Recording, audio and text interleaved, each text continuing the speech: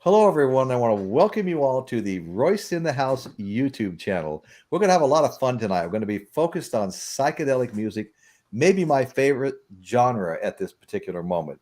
And joining me is let me point in the right direction here, Michael Nolan, The Bottom Line, one of the greatest shows on YouTube today, one of the fastest growing, tons of subscribers. The guy's just doing fantastic because he has fantastic content.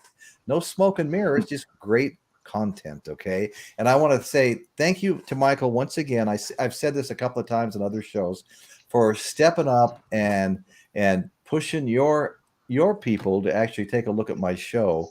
And if they like what they see, subscribe. And you pushed me over the top on my 1,000 subscribers. And I think it's 1,021 or two right now. And so I'm really excited about that. And I really appreciate your help. And so many people helped me out along the way. But anyway, let's move on. And I want to thank all Michael's subscribers that watch the show, whether they're subscribed or not. You're all so well appreciated. So anyway, psychedelic. Got some good folk out there, Royce. Oh my God. What is psychedelic rock? Okay. Dismissed as a momentary fad, it has actually ran long and deep and continues to today. The Psych Factor, of course, is subjective. We all kind of look at it a little bit differently, but there are clear degrees of psychedelia in music, okay? And broadly interpreted as a kind of a catch-all for the expansion of consciousness. Psychedelia has been a significant, often drug assisted. We all know that it's been drug assisted, and people sort of gravitated toward that like to get high for a long time. But it's been a cultural pursuit since ancient times. Okay, whether conducted with the utmost ritual pursuit, whether conducted with the utmost ritual discipline and seriousness as a means of attaining spiritual enlightenment, or simply as a hedonistic derangement of the senses. Okay. And all I really want to say now is for much of the buying public, their first encounter with psychedelia happened to be provided by the Beatles' Revolver album. Okay. The Beatles actually took ownership of the psychedelia Summer of Love, the whole thing with the music that they had coming out. And we all really appreciate that. They sent us all off in another direction. Okay, the game-changing Beatles album, August 1966, came to define the form, okay? So anyway, unorthodox textures, reality-shifting tape, reversal techniques, tape loops, sitars, and opaque lyrics. Okay, it's just craziness. So the first thing I want to do, I'm not going to show a lot of vinyl tonight. We opened two big box sets last night. One had 8 albums, one had another 4. But this is my first encounter with psychedelic music, and it was right at a formative time. I think I was maybe just 15 years old, had smoked a little bit of weed at the time, and I heard this song and it just blew. I know. It took me years to be able to admit that, right? Royce. This song, this is going to surprise you. This is Kenny Rogers and the first edition's greatest hits, and mixed in here with songs like "Ruby, Don't Take Your Love to Town" is a song called "I Just Dropped In to See What Condition Your Condition Was In." I absolutely love that song, and I bought the music, and that was my first big experience with psychedelic music. How about you, Michael? My first experience was probably that Kenny Rogers record at that point when that came out. I watched that show every single week when he had the TV show. A major fan way before The Gambler and all of that. That's when I kind of lost interest in Kenny Rogers. This was way before all of that. I just want to mention briefly that we've been joined by, Eric Schultz is here. My good buddy, the French Vinyl Addict, is here. The Music Sanctuary, hey, brother. Music Sanctuary is here. My buddy Jeff Davidson's here. We had a fun conversation about our friendship. Gloria's here. Hi, Gloria. Good to see you. And so anyway, James Watson's here. So anyway, go ahead, Michael. I'm sorry. Oh, I was thinking about that song today.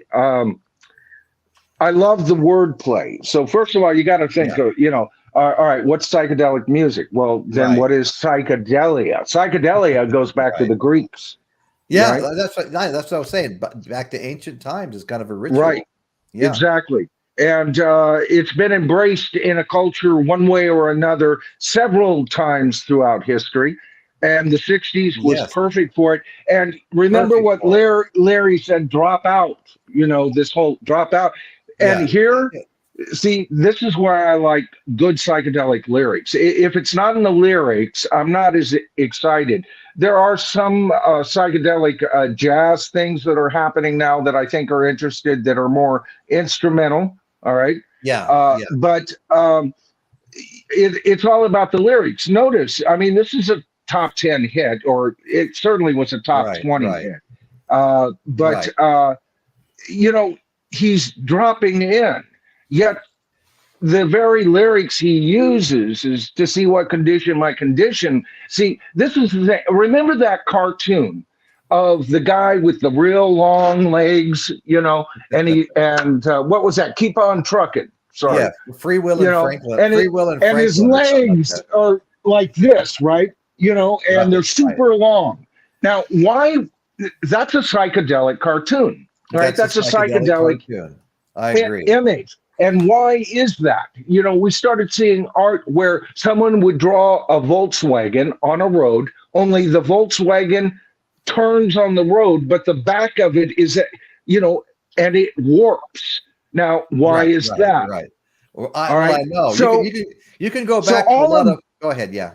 I was going to say, Royce, and then I'll shut up. All of this music and everything, and this is not an endorsement.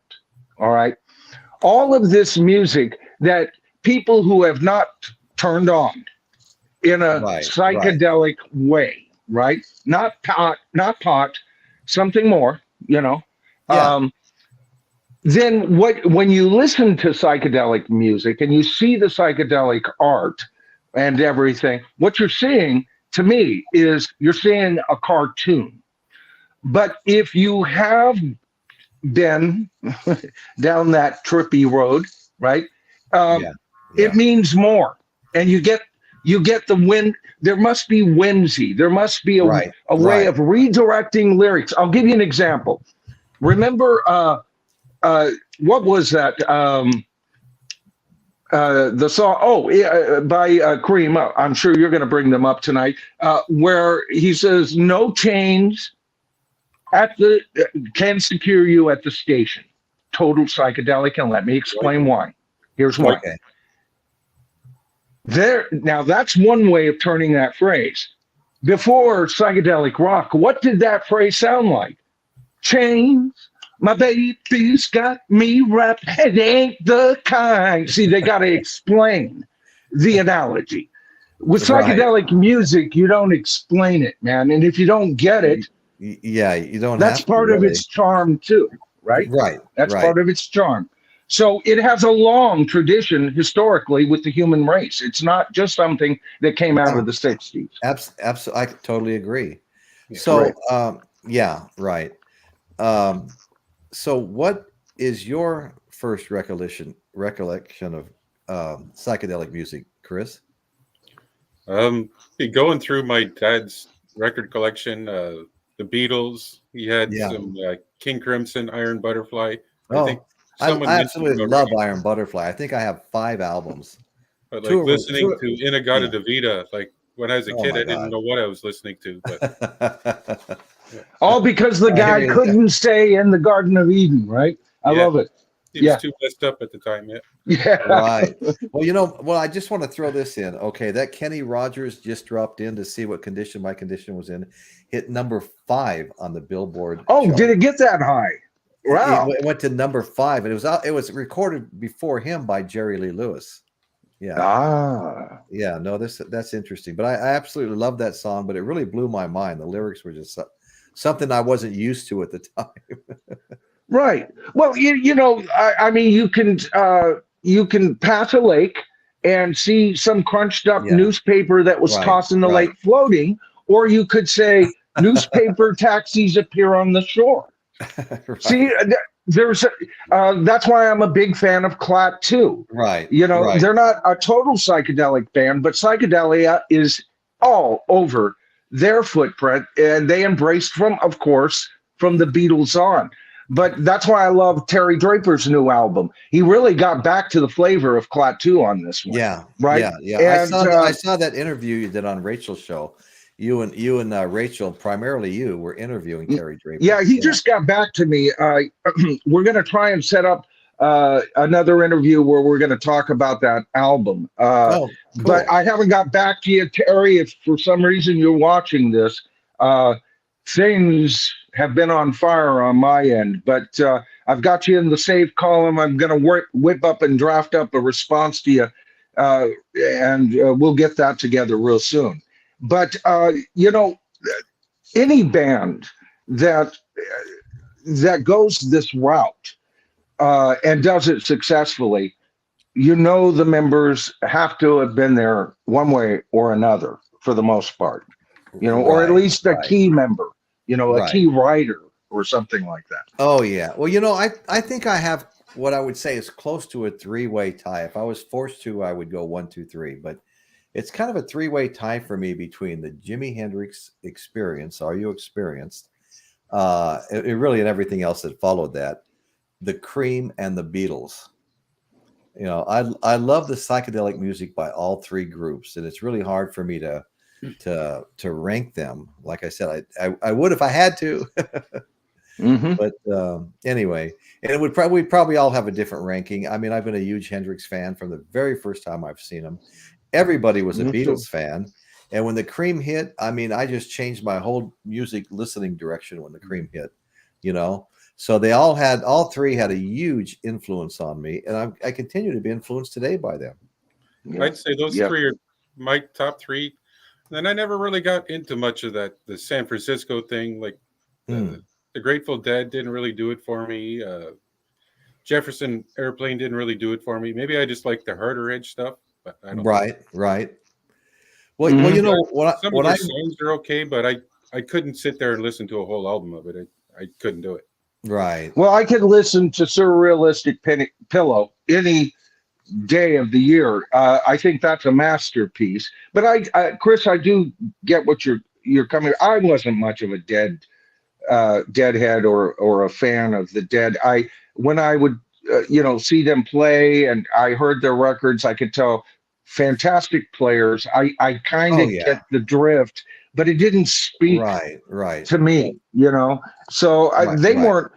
I as far as the San Francisco sound, I got my psychedelia. Well, we got a lot of British records at the time too, but like bands that weren't really psychedelia. You know, we've talked about Suzy Q is as psychedelic as shit, right? And yet Creedence isn't known as a psychedelic band, but that cut is a psychedelic song. It's as psychedelic as A Whole Lot of Love is. All right. And Led Zeppelin's not known as a psychedelic band. So that's how wide psychedelia really affected everybody. Absolutely. I mean, the list is endless. You know, that's one of the reasons, mixed reasons why Eric Clapton left the Yardbirds is they were getting poppy and psychedelic. That's right. He wanted to go strictly blues. He wanted to just do blues, and that's why he joined John Mayall and the Blues Breakers featuring Eric Clapton. I have that album too. And then he joined John Mayall and the Blues Breakers Cousins band, and then his second Cousins band. Eric Clapton is the ultimate chameleon guitar player. You know, I mean, what band wasn't he in?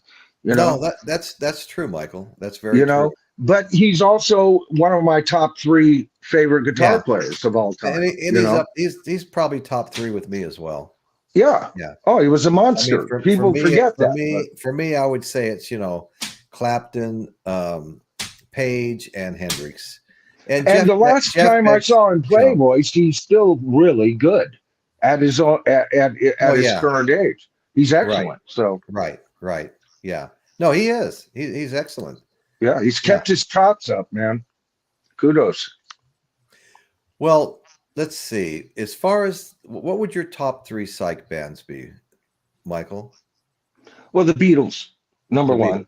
Okay. Although they're not a psychedelic band, but everybody goes, there were three periods in the Beatles. There were early Beatles, mid Beatles, and late Beatles. Well, I differ on that. There were four periods. There were early, mid, psychedelic, and later Beatles, right? It is a complete 1/4 of their being, right? So that makes sense. Yeah. And if they didn't, of course, invent psychedelic, they weren't even the first band to do psychedelic music. Right. But Jesus Christ, when they put their mind to it, for me, that's Sgt. Pepper is perfection. And the American version of I love Sgt. Pepper's. You know that. Yeah. We've talked about it before. And the American version of Magical Mystery Tour matches up perfectly with it in playability. And on top of that, they need to get rid of the third psychedelic album and bring the songbook back. Okay. All the songs that were included in Yellow Submarine. Then you've got three big time. That's a ton of material. That's a complete discography for other bands. Right. And so they're number one. Pink Floyd, early Pink Floyd, I think they evolved beyond just mere psychedelia, although there was still hints of it all along, but they went more prog. And the prog almost beat the psychedelia out of it. Yeah. The psychedelia is pretty damn heavy in there, though. Right. There's a lot of people bringing up the Doors, and that'd probably be my top five, top six of the Doors. I love the Doors. I was a big Doors fan. I'm surprised when people say they never got into them because they're just so great.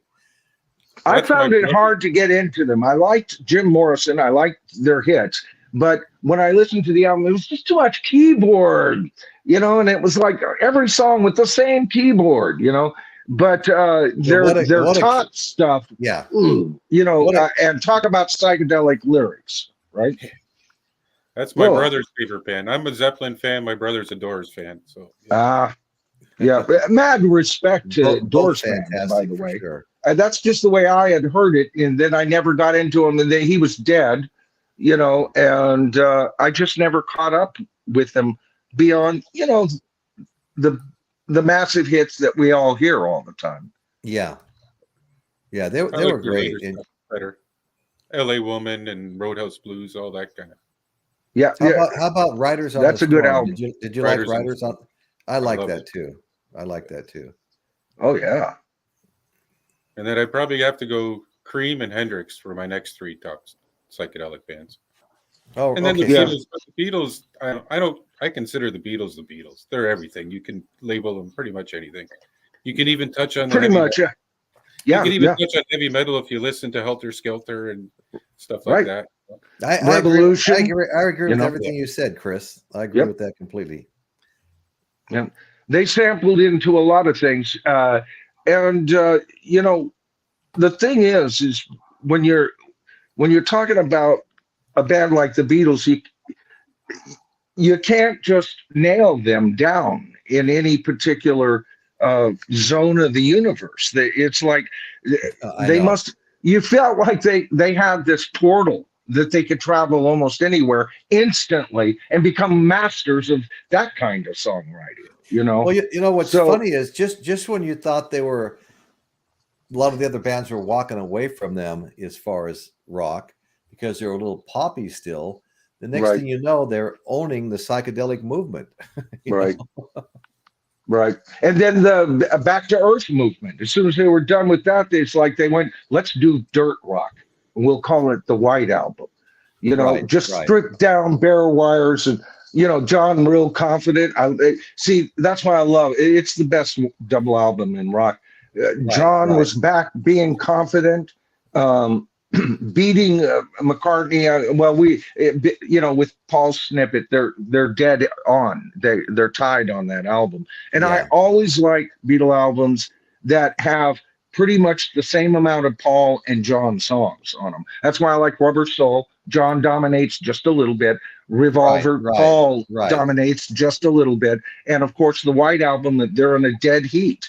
And there's a reason why those are my favorite albums, is because there you see the band, and with George always popping in, getting better and better. That's that golden time with the Beatles. They're still kind of mop topish, right? But they're breaking every damn rule in the universe, almost with every recording. What do you do with that? Right. That's Warp Factor 6, Mr. Data, and now, and the other bands are going, oh, we're still at sublight speed, man. You just couldn't keep up with them, and they could change on a dime in an instant. Last week's news wasn't good enough. Matter of fact, neither was yesterday's. Right. Hardest working rock band in history. Well, I've heard people say that 13th Floor Elevator were like the first. Yeah, I've heard a lot about that. Yeah. And chit chat, I'm not familiar with them. Hello, Johnny L. Hey, Johnny. Hello. You were talking about psychedelic albums. Yes. Iron Butterfly. I don't think I've seen that cover before. Okay, yeah. Oh, here, this cover? Yeah. Oh, the best of. Okay. Yeah, maybe it was a compilation came out a little later. But that other album you were gonna pick up just there you go, Psychedelic, baby. And that would rank, the Moody Blues would rank extremely high in my list. High. I've got 7 or 8 of their albums. I've got that too, Donovan's Greatest Hits. So he would be the Psychedelic, wouldn't he, Dylan? Yeah, Donovan? Donovan, he was psychedelic. Psychedelic for sure. He is even today. The stuff he's writing currently and stuff, very psychedelic. Right. Yeah. I was almost going to buy because on his website they have he's got packages that he sells, right? And he has some that are autographed. And I was almost going to buy one of his packages that he had was autographed by him. Yeah. I went and saw him a couple of years ago, and my daughter got some of his merch, but the merch was so freaking expensive, Johnny. That's why I didn't buy it. Yeah, but it was a wonderful evening. He was just playing acoustic guitar in a small theater and telling tales about the Beatles that I studied the Beatles that I've never heard. So it was just him and a chit chat, and and here's another one, and then he'd go into a myriad of hits. And it was an honor to be able to see him that night. I can imagine that would have been something else, I tell you. Oh, it's wonderful. I saw, so like his packages I was telling you about, you're expensive. Oh my God, because it's in pounds, right? And in Canada, we get dinged hard for shipping. Absolutely terrible. Yeah. So this would have cost like, I would have had to mortgage the house and sell the kids. That's so about right. Try getting something from England. Try getting something. I bought some artwork from England, and oh my God, took forever to get. Cost a fortune to ship. Oh my God. Oh, that was almost as bad as that Irish whiskey I tried to buy from Ireland. Each bottle cost more to ship than the content. It's crazy. Anyway, it's nice to see you, Michael. By the way, it's good to see you too, Johnny. Yeah, it's been about 2 months since I've been on the show, for a myriad of reasons. But we've been missing you. Are you guys at all familiar with the Flaming Lips? Heard the name, not much. Okay, yeah. Well, one of the shows some of the reading I did, I saw them listed as the top psychedelic band. And I don't know their music, actually. I have to admit. Yeah, I should check them out. I've seen the name, articles, and I start to read there's another article I want to read, But I should look into them. I hear that their fans are legion. Yeah. Eric Bird and the Animals, psychedelic? I say so. Yeah. Some songs, some songs for sure. Well, I'll tell you what. Eric Burden and War psychedelic. Yes. Oh yeah. Good Lord. Yeah, that was a great band. That was a great band. I think I saw them in concert. Yeah. Some of the concerts I saw, I barely remember. And then bands like Steppenwolf. Steppenwolf. Very psychedelic. Yeah, absolutely. I'm sure you probably mentioned what's his name? Get the what's that the guitar black guy's name? Hendrix. Hendrix. Hendrix, yes, Hendrix did get mentioned. As you get older, you lose your mind. You can't remember anything. I know. I had it right here, but it's like had it right there for a while. Yeah. Yeah, Hendrix. Yeah, he's right. Of course, psychedelic. Right. Oh yeah, he's one of the masters of the genre for sure. So Grateful Dead was brought up, and you know what? I got to admit, I think most of you guys weren't really a fan of the Grateful Dead, but I will say this: in 1971, I moved to Long Beach, California, and oh my God, they had things like the Free Press newspaper out, and they were like ranking the how safe the drugs were to use and all kinds of stuff. And I think the guy you were referring to, Michael, with the really long legs that could kind of turn a corner, I think he was called Free Will and Franklin. Yeah, that sounds just like free press thing that was out there. But he was always on the underground papers. You'd go to the head shop, and there were posters. Yeah, exactly. And underground comics and all of that. Yeah, all of the above. But you know what? One thing that I can tell you about the Grateful Dead, in 1971, they were so popular. I mean, you could hear that song playing, driving that train high on cocaine. Casey Jones, you better watch your speed.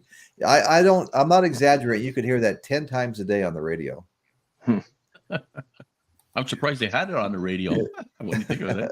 Well, that's how it was back then. They did have that stuff on the radio. Didn't have it on the radio back in Henderson, Nevada, where I lived.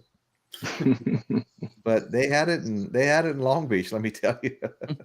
Wow. Found that out when I moved there. Hi, Groovy Lisa. How are you? I like the idea of the Dead. I like the instrumentation, and I've heard stuff I really like.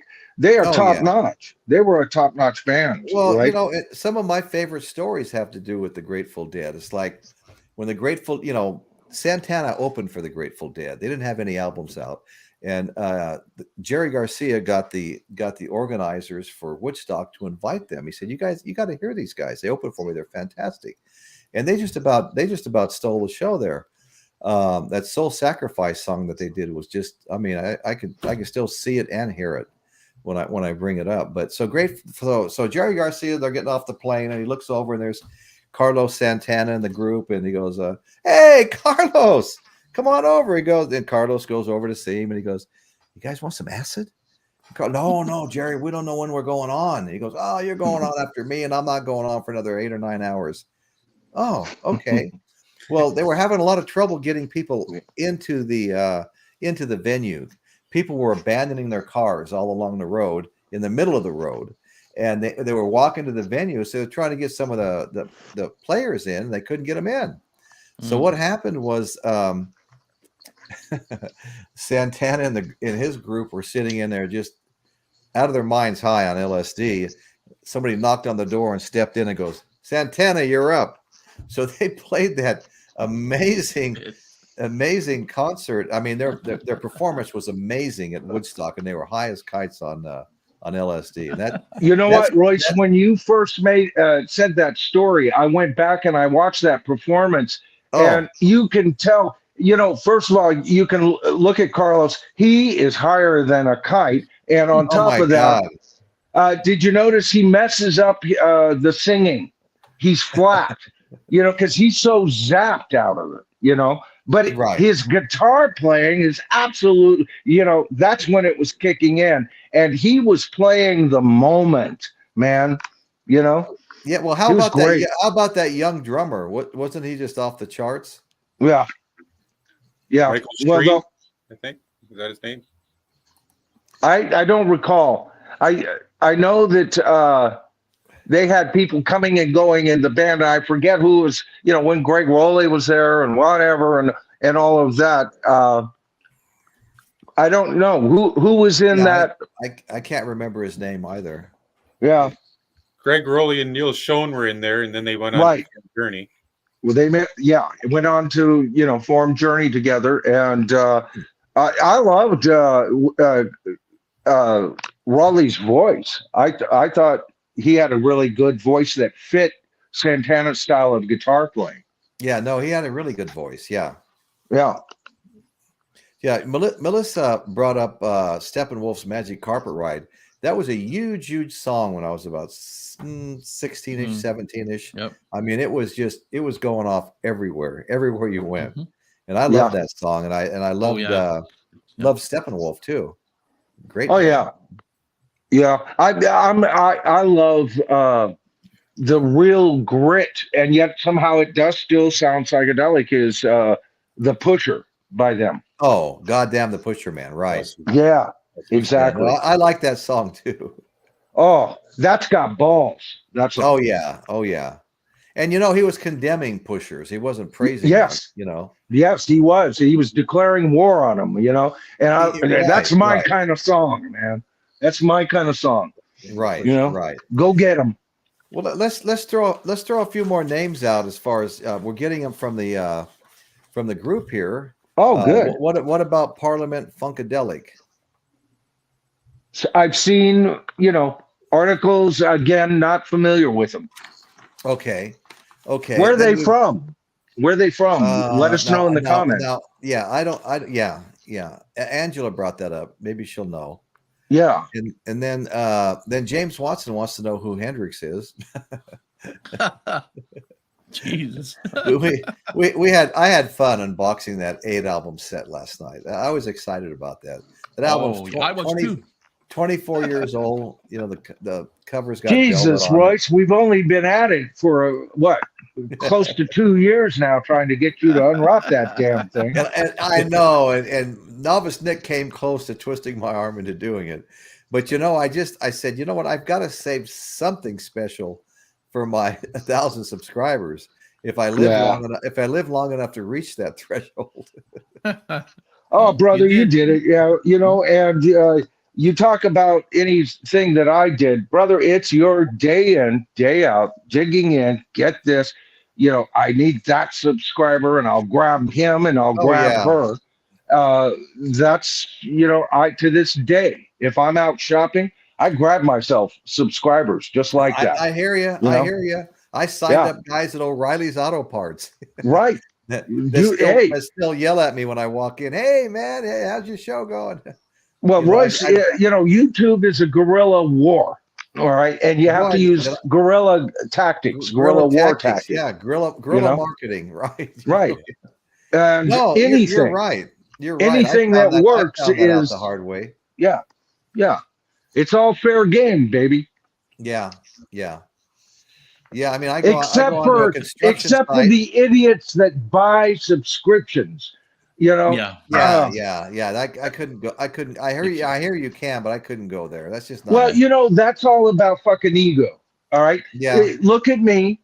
Look how many subscribers I have, and none of those people stop by and watch the channel. 90% of people who buy subscribers, they get a couple of thousand, or they get 5,000. Right. Take a look at how many people are actually looking at those videos, and even further, who's commenting in those videos, right? And you've got yourself what I call, vermin next to a speculator. Vermin. Folks who go out and empty stores of LPs, all right, and sell them at twice the price. My wife, I get angry at that. My wife goes, well, it's free enterprise and all of that. So we don't even agree about that together. She's a wise woman. Yeah. But I think it's scum activity. If you ask me, you're not alone if you're not always in agreement with your wife. It's artificial. That artificial. It's not working hard for it. It's just artificial. I can buy them. Well, it's turning a buck for the buck's sake, and there's there's just no room in it. To me, it's next to being a fucking scalper, guys. Well, there's just no. Yeah, you can't. There's nothing sustainable there. You might have 5,000 subscribers and 4 people in your chat because you bought them all. Right. Right. But and it gets you nowhere, by the way, if you think that's going to help you out, because it is your core viewership. And some of those viewers aren't your subscribers, but boy, they head over if they see something that they like. You know? Well, you know what, Michael? Go ahead, Johnny. You know what, Michael? The thing is people will are catching onto that, and it may end up biting themselves in the ass because people catch on to that and say, "Hey, listen, this guy's phony. We're leaving. We're going to somebody else that works for these subscribers." Well, you know, I'm going to tell you a secret on YouTube that I've learned. Here's free advice, folks. You have to develop a trust with your audience. They've got to know you're real. All right. Right. And when I do my videos, there's a bit of a performance. I'm a lot more just me now. Right. But and people go, well, I don't like his videos because it's almost like a performance. Fuck you, dude. I've been performing since I was 2 years old, singing in my daddy's band, motherfucker. Oh, I meant to say motherfucker or whatever that is. No, Muckerfutter. It's mother chucker. Yeah. So fuck you and the horse you rode in on. If that's your complaint about me. Right. Yeah. So I haven't heard any of those complaints. No, I'm not. Every once in a while, I get some Yahoo, who makes a comment right before I block his ass. Right. The thing is, Michael, what I've got going over on my channel is whether I'm right or wrong, I'm trying to be honest with the viewership, and I always make it clear it's my opinion. Important. Yeah, and I always include a question to the tribe. Do you agree with me? Not, and that's where my channel takes on. Read the comments, folks, because that's what the tribe really thinks. The moron who spoke first was only giving you the energy to respond, right? And that's what you call, being honest with your audience, and they'll sense if you're fucked up and fake every time. That's what drew me to you, Michael, because when I first watched it, it was captivating. It was very informative, and you knew your stuff, and you weren't coming across as being a phony. You were the real deal when it came. Yeah, and I've made plenty of mistakes, Johnny. Everybody does. Good Lord, I've mispronounced names. On one video, I think I was talking about Revolver, and I referred to it as Rubber Soul, and things like that. But people are pretty forgiving because they know it's from my heart. That's and fandom. For sure. Fandom. Well, I'm gonna throw out a couple of bands that are popping up in the chart: Moby Grape and Electric Prune. Yes, from Lisa, and those are good old psychedelic names from the past. Fox Ochaka. What about Quicksilver Messenger? Absolutely. Absolute Quicksilver Messenger Service. Vanilla Fudge. Velvet Underground. Okay. Fox Ochaka, Arizona Arts. First of all, welcome. Appreciate you being here. They threw out the Satanic Majesty's Request, the Stones. And that is psychedelic. Oh, yeah. Oh yeah, yeah. Well, thanks for joining us. Mm-hmm. Come back, please. Okay, and then Led Zeppelin Friends from their third album, though done with acoustic guitars, always sounded psychedelic to me, with its dreamy orchestra. The way that Jimmy plays the acoustic seems colorful. Oh yeah, I agree with that. Eric. You're right on with that. And of course, have we mentioned Jefferson Airplane yet? I think they came up early on. I think Groovy Lisa mentioned Jefferson Airplane. I think. Yeah. A while back there, I think she did. Yeah, I liked the Airplane, and then I liked it when they became the original idea of Jefferson Starship with Ballin. After that, I lost interest in the band. Okay. They became too corporate sounding. We built this shitty city on rock and roll. What a horrid song. They also came back as Jefferson Starship later on. Right. That's what I'm saying. They came back what was the album? Was it Octopus was the first one with Balin returning? And I'm not sure about that. Yeah, and that was like a nice blend to where they finally went to. So there was almost a corporate sound to it, but there was still a lot of the airplane left in them. And so big Marty Balin fan. I like what he brought to the band. Yeah, Soft Machine. We're getting all kinds of things thrown out there, which is great. That's what we wanted to see. Did you mention the Moody Blues could be Moody Blues? Oh yeah, absolutely. Yeah. How about the one that sings the Reaper there? Blue Oyster Cult. Is that Blue Oyster Cult? Blue Oyster Cult, yeah. I have the album too. See, this is what. See, Michael, you're not the only one who makes mistakes. First, I mentioned I want to say Jimi Hendrix. I go with the black guy with the I couldn't remember his fucking name. Stuff like that. So, brother, that's the nature of the live stream. Forget Hendrix, you know what I mean? Who can forget Hendrix? But Oyster Cult would be, I think. Yeah, I agree 100%. Yeah. You know, Foxwachaka Arizona Arts, it's up on the screen right now. How about the Who's Tommy? Oh yeah. It's a little low key to be, but I mean the imagery, I totally agree. Yeah, it would have to be. That's not one of my favorite Who albums, but I mean, and as soon as I say that, that's like me saying The Wall is not one of my favorite Pink Floyd albums. It's not. There's a lot of There's a lot of waiting around for the next Biggie on that album for me. But it came along. It came out at the right time politically. And it's a great album. Don't get me wrong. I rank other Pink Floyd albums several. No. Above I do too. Yeah, I do too. Animals is better. Have it. Animals is better. Yeah. Yep. I have it too. As well as two copies of Dark Side, the remastered, as well as the OG. Yeah. Now, as soon as I say that, you have to understand, when I say The Wall, it's still a classic rock masterpiece in my mind. Okay.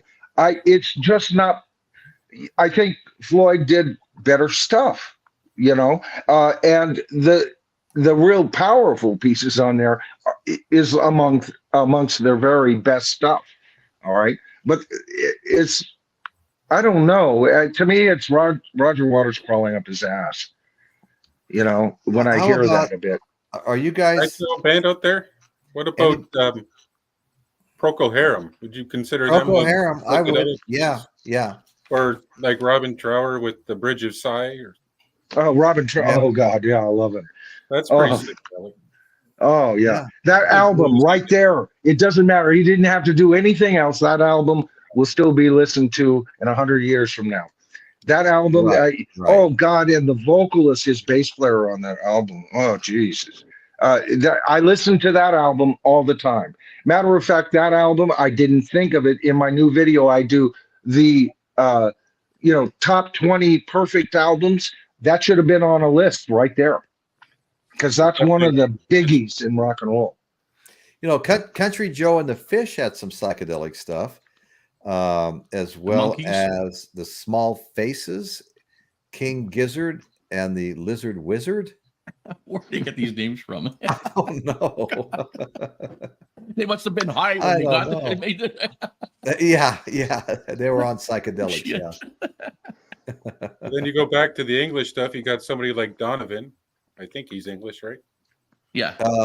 Donovan is Scottish or Welsh. I'm not sure, but he's not English. Okay. Yeah. Leach is his last name, really? Does that give you a hint? Leach. Does that sound Scottish? Donovan Leach. I don't know. It says he's Scottish.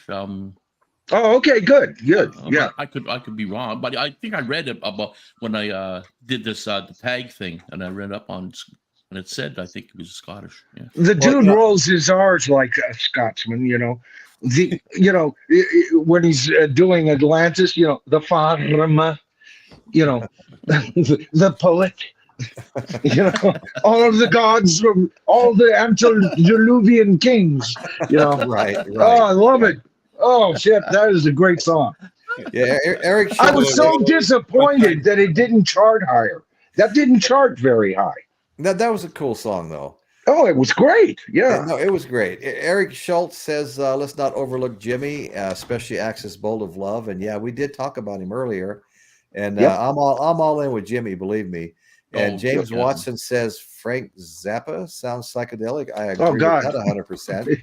Yeah. And Frank Zappa was everything, you know. Yeah, he was everything. What didn't he do? Amboy Dukes. Sean McCall says Amboy Dukes, Journey to the Center of the Mind. Yeah, not the earth, to the mind. Mm-hmm. Yeah, early Ted Nugent. Oh. But see, now here's the thing too that I think a lot of bands are missing today because nobody does it and they think, oh, it's antiquated. But you brought up the Moody Blues, Johnny. Boy, their whole multimedia, I brought this up before, their multimedia approach, you know, not only was there the music and the lyrics were kind of psychedelic and, you know, the Pendertron, Mike Pender, you know, supplying live anyway, and many times in the studio, the orchestra sounds on a keyboard that he developed. That's why they called it the Pendertron. But you got all of that, but here's where they really shined. Cold-hearted orb. You know, right. There you go, man. Days of future past, right? Oh God, you know, for it riles them to believe that you perceive the web they weave. Keep on thinking free. You know, good Lord, that's awesome. That's pretty good. Sandwiched in between songs, sandwiched, well, you know, and blended to make a whole. I love it. I have 2 copies of that, and now I know what I'm going to do with the second one. Gratefully accepted. that was pre-planned along with a couple of other things. I just haven't. Oh my God, Royce! Yeah. Oh yeah, one of my favorites. Oh, good Lord. See, Royce has gotten me back into collecting vinyl. You know, like I told you, it was by design. You damn asshole! You were doing too damn much streaming. Oh Lord, we've got. You know, I thought I was out, but they keep dragging me back in. We got to drag all the streamers back into physical media. Sopranos. Silvio, the Sopranos. Oh Lord. I don't want to be the last one left with an album.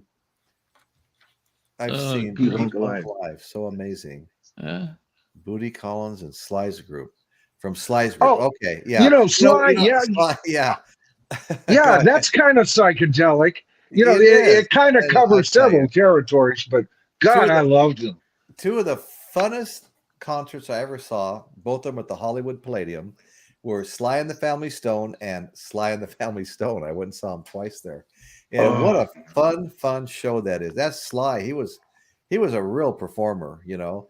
I think I told you this before, you know, that the band would leave and he'd come back and do an encore and he'd be dancing around and saying, I want to take you higher. And everybody, it would be pandemonium every time he did that, you know. And it was just a really fun and entertaining show. I love that. When I first heard their hits, you know, I didn't know quite where to place them. They were like a bit jarring, but I knew I liked it immediately. You know, I just didn't know what it quite was. And then I saw the band play on some, you know, who knows, Merv Griffin or whatever. They all made the rounds in those days. And I saw him perform and I went, wow, a band like half white, half black, a couple of, you know, Hispanics thrown in. I go, my kind of band, you know, you're going to get a blend with that kind of approach. Absolutely. It was a great band, great horn section and everything, you know? Yeah. And look what Billy Preston's soul background brought to Let It Be. Right? Oh, yeah. Okay. Yeah. It added a grit to it, especially his keyboard work. I love his keyboard work on Get Back, you know. It just adds that, I don't know, almost New Orleans kind of sound to it. Yeah, totally. Sly, totally. Sylvester Stewart, it was his name. Yeah. He played in with the Viscanes. Who were they, doo-wop, Johnny? Doo-wop group. Oh, were they? Yeah. What was their? Do you remember any of their hits?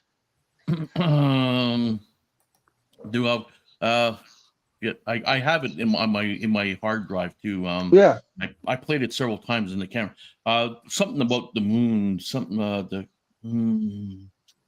well, I can't remember it offhand, but I know he played with the Viscanes, and he was I don't think he was the lead singer, but he was. Oh, the Yellow Moon was one of the top hits, top singles of. That reminds me, since you brought up the word moon, how about How High the Moon by Les Paul? Yeah. Think about it, and with all of his double-tracked guitars and how that song goes. Now it's 1950s, folks, right? Or was that late 40s? But anyway, that hit by him is almost pre-psychedelic. Yeah. Yardbirds showed up on some of the lists I've seen. I've got 3 or 4 of their albums. I didn't necessarily associate them with psychedelic, but I can see it now a little bit. Oh, Things, over under sideways down. Yeah, okay. The only weakness with the band is was it Rolf wanted to go a little more popish, and the guitar players it wasn't just Clapton that quit because Jeff Beck didn't like the pop, and Jimmy Page didn't like it any further. Matter of fact, while he was touring in their last days, he'd go to Peter Grant and says, I've got a sound in my head and this isn't it, and Peter Grant helped him put together Led Zeppelin. Yeah. I love this comment by Sean Cream, the Psychedelic Blues. Cream is one of my all-time favorites. Do you think Tommy James and the Shondells were Oh yeah, Crystal Blue Persuasion. That's psychedelic. Yeah. Lisa's right on with Strawberry Alarm Clock too. Oh God, I loved it. Right. Yeah. Incense and Peppermint. Yeah. Oh God, that song. Oh, that was my favorite song for like a year solid. Yeah. That was a great song. And then I finally saw him. And their lead singer is the drummer, and he's a blonde. He looks like Steve Rogers. I'll turn into Captain America any minute, And I couldn't get it. I go, wait a minute, where's the long droopy mustache? Amen. Right. And they had the set all set up kind of like that. It was a real psychedelic stage setup, and Steve Rogers shows up to sing it. Hey, amazing voice. Gloria, thank you for that comment. I love you too, and I love the whole chat, man. I mean, you guys are what motivates me to keep going. To be quite honest with you, because it is. You got good friends here, boys. It is time consuming. I do still work full time when I have work, which is picking up.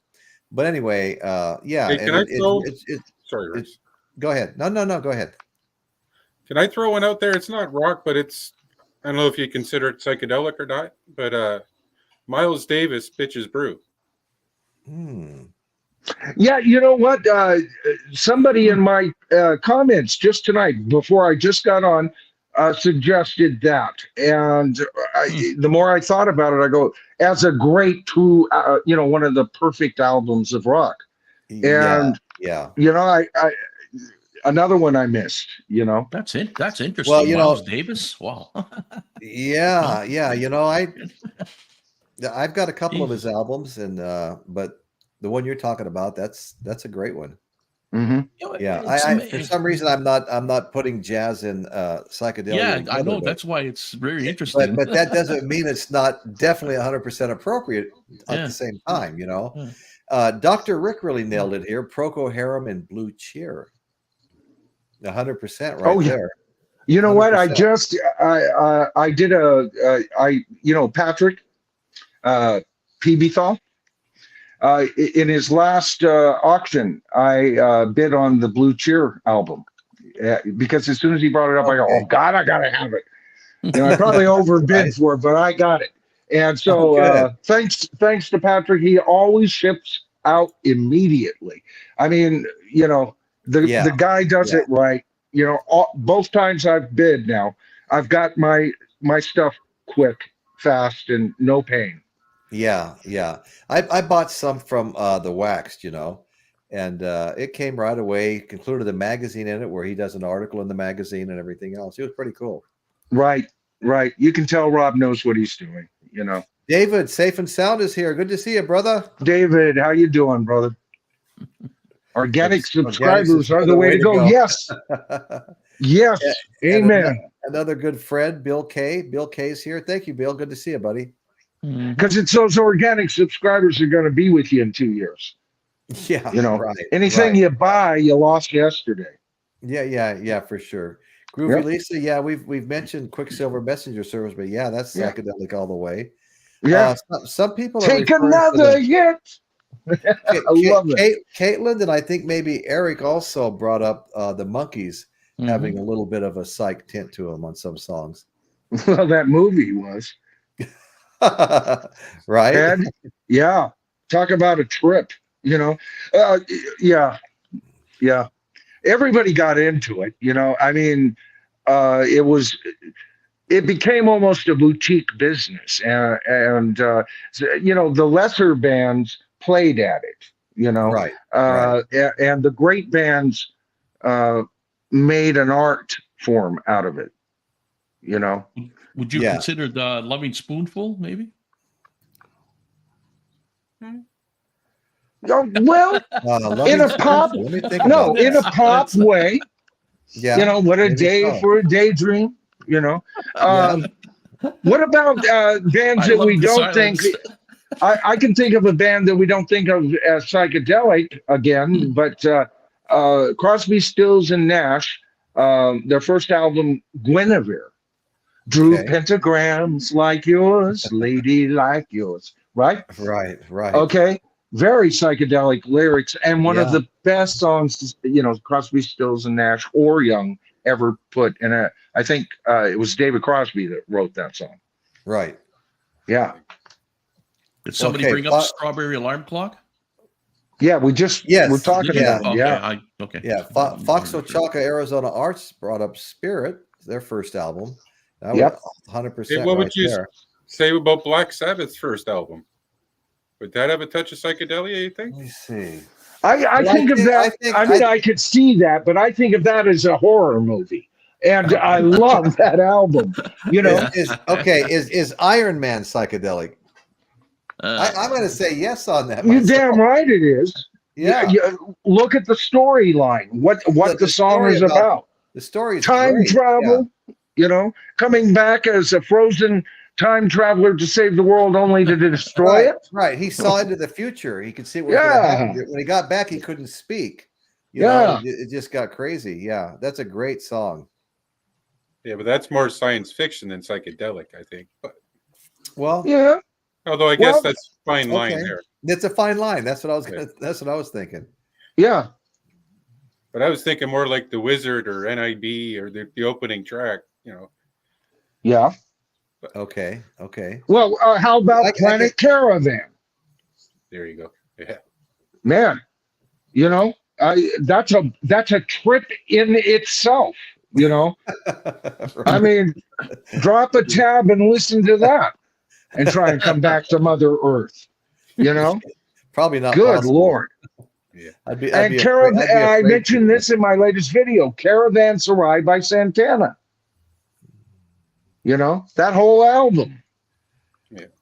Hard to define, but I hear psychedelia in it. Now, Eric Schultz is saying there's a rather non-psychedelic music group called the Psychedelic Furs, which I've heard of them. I like them too. He says I like them. They came out of punk, but branched out from just punk. Yeah, no, that I'm very familiar with that band. I don't have any of their music, but I know who they are. Yeah, I've heard them. Yeah. It's funny they'd have the name Psychedelic Furs and not be really psychedelic. Right. Yeah. How very psychedelic of them. Yeah, in and of itself, right? I mean, to move it a little further, more modern music, would you consider anything from the band Radiohead like OK Computer or stuff like that, or would that be more prog than psychedelic? Or I hear that as kind of prog, art prog. I don't know. Just came to mind, so I thought I'd bring it up. It's a great album. I just don't. It's Paranoid. They're hard to define. They're yeah, and I haven't heard a whole lot of them. Just the one album, and I found it interesting. Okay, no, and I mean that in a good way. I found it interesting, but nothing to really. God, I can't wait till the next album comes out. Yeah, no, I was laughing at Jeff Davidson's comment. My God. Oh, I didn't see it, Royce. I was too busy talking.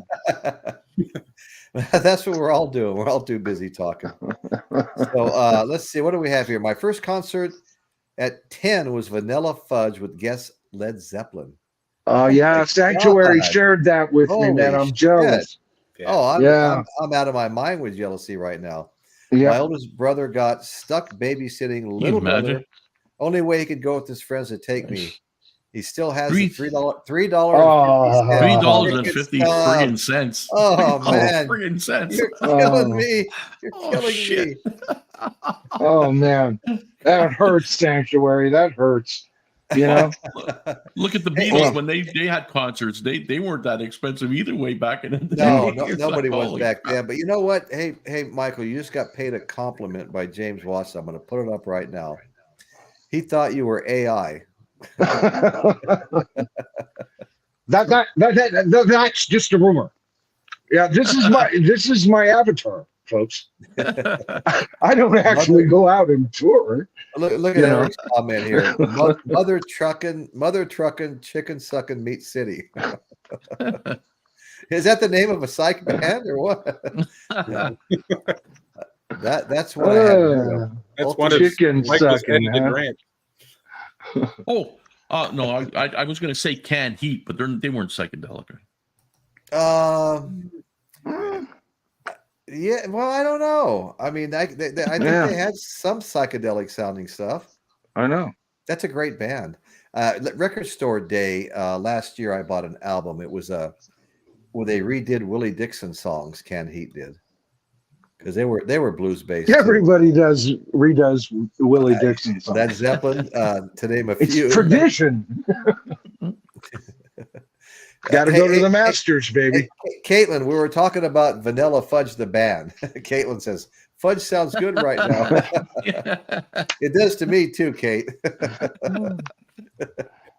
Oh, boy. I mispronounced Traffic. All the time. What about the band Traffic? Yes, I would say Traffic. Well, Low Spark of the High Heel Boys, to me, it's like ultra. That is. I wouldn't have thought of it tonight, Chris. Thanks. That's Traffic. Small That's Faces, a hardcore psychedelic album, Small Faces, The Pretty Things, Country Joe and the Fish, and it's 1, 2, 3. What are we fighting for? Don't ask me. I don't give a damn. Next stop is Vietnam. That's not one of those. I always thought of him as a Dylan wannabe or a, Yeah, I never was a fan. Guthrie wannabe or somebody. Yeah. Jump on the bandwagon. That's what I'm doing here. Right. Melissa, Boomerang of the Night, Sly and the Family Stone. We love Sly and the Family Stone. Yep. We talked about them. Yeah, they are, and they are a fit too. Okay, how about Soft Machine? Anybody listen to Soft Machine? No, I don't know. I know. I've heard of them many times. I don't have any of their music.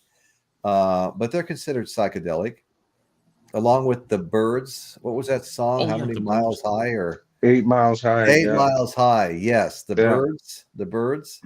I already brought up the 13th Floor Elevators, who are credited as being maybe one of the first psychedelic bands.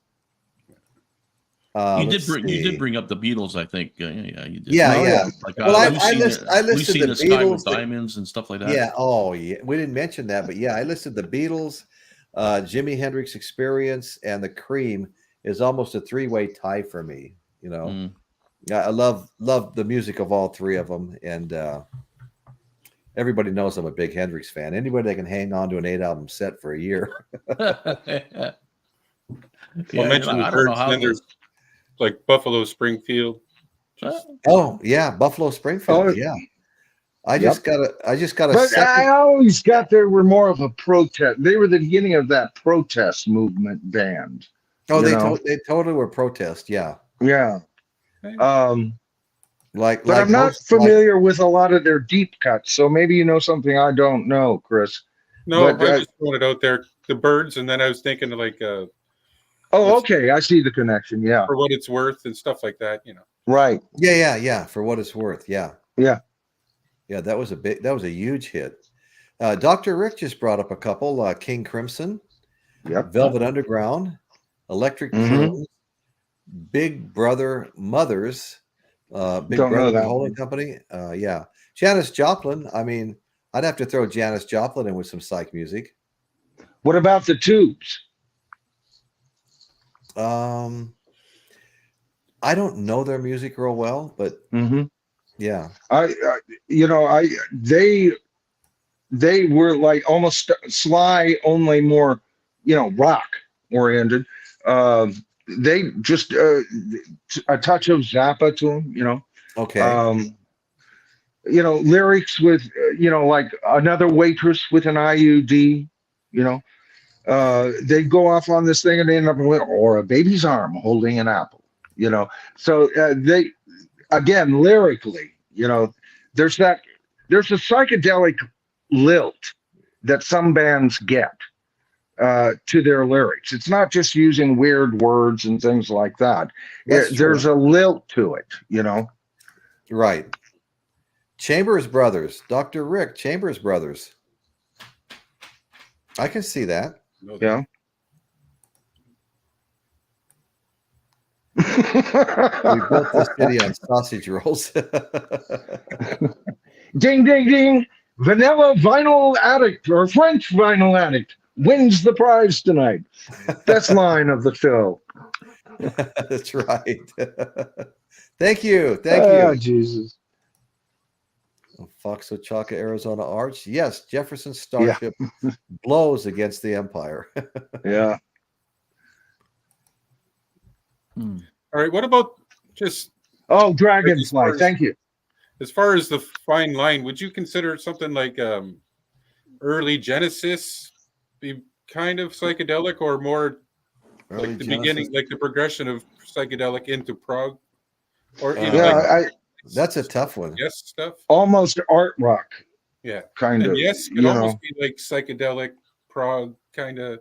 If you listen to some of their music, I think, in my mind, anyways. Yeah. Once Phil Collins, they were more prog pop, But I'm talking like more like the Lamb Lies Down era. Peter Gabriel. Yeah. I hear a lot of that. It's interesting when you talk about Genesis.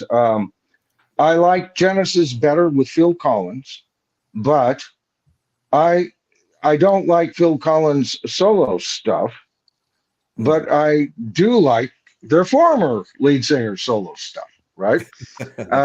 So I think it all worked out best for everybody. Peter Gabriel has done his very best stuff, not being with Genesis, I love all of his albums. Even his new one sounds good. Everybody's going, well, it's rather old, pastiche. It's Peter fucking Gabriel. Shut the fuck up. It's new songs, Procol Harum. What did you think? He was going to go out and all of a sudden, come back sounding like Rihanna? We have enough of those people. French vinyl addict, right on. The Zombies, Traffic. Zombies. Oh, good call there. Gandalf, Czar, Ultimate Spinach. Wow. That's a good list right there. Yeah. And that's about the 5th or 6th vote for Traffic, by the way. So I know. Yeah. Traffic keeps coming up. I've in a few of the articles I read about psychedelic music, Traffic was listed. Zombies were definitely listed. The Kinks. What about the Kinks? I wouldn't. No, they were, well, yeah, kind of. Yeah, no, if you think about it, think about, what they write about. They always have that tongue-in-cheek approach to their lyrics. Davies always Right, made sure of right. that, right? And I had a thought about that because it was their approach to their lyrics that was not, it wasn't unlike Sid from Pink Floyd. Okay. Okay, that kind of lilt, that kind of flowery stuff. So yeah, I hear it. Okay. Yeah, I could. I'll go with that. I can kind of hear Piper at the Gates of Dawn stuff like you're talking about. I think that's what you're referring to, right? Right. I can kind of hear that. Yeah. Exactly. And even their first couple of singles that he wrote for them. See Emily Play or See Emily Play. Thank you. That's the one I was thinking about. See, there's that lilt again, Chris, that I was talking about, and the almost, and here's the key, approach. If you want to sound real psychedelic and everybody, they're the cartoon watchers. They haven't actually, you want to fool everybody that you're in, is right about the 18th century, or put 18th century kind of feel to it. And right. Because that's part of it, not the Elizabethan age, or whatever, but the 18th in English, Sherlock Holmes type of, steampunk kind of 18th century. It's in all of the great stuff in psychedelia. 13th Floor Elevators. Yeah, they're credited with maybe being the first psychedelic band. Yeah, they came up. I love this comment of Melissa Boomer of the Night. I wasn't dosed until the 90s, and it was at a rave to music like Fish and the Brian Jonestown Massacre. I wasn't dosed. You got me laughing. I could barely read. I wasn't dosed. Well, let's see. When was I dosed? I think I was 15 years old. And we were, and the guy, and I was in the back seat, and my buddy told me, I don't want you to do it with the older buddy without me. So he's driving. We're in a low riding Chevy, and we're cruising Fremont Street. We are going past thousands of cars with a smiling face, other teenagers and stuff that are out cruising Fremont Street in Las Vegas. And oh my God, what a trip that was. The only reason I partook to begin with is I had heard about this evil LSD. Kids were falling out of buildings, ex-soldiers were coming home and raping their families and all of that. So I would never have touched LSD. So I was in the bathroom, kind of, I was skipping out on a class, and this other guy comes up to me and he goes, "Hey, want to drop some acid?" And I went, "Sure." I had no idea it was fucking LSD. What'd you think it was? Battery acid? But baby, I saw newspaper taxis, on the shore, and I throw a basketball, and I swear to fucking Christ, I saw 6,000 trails of that basketball traipse across the sky. It looked like 20,000 basketballs, right? Yeah. So, I could write my name with my cigarette at night, and it would stay there. Me and another friend made the moon turn. Yeah. And we both said, "Which way is it going now? Left." Yeah, weird shit, man.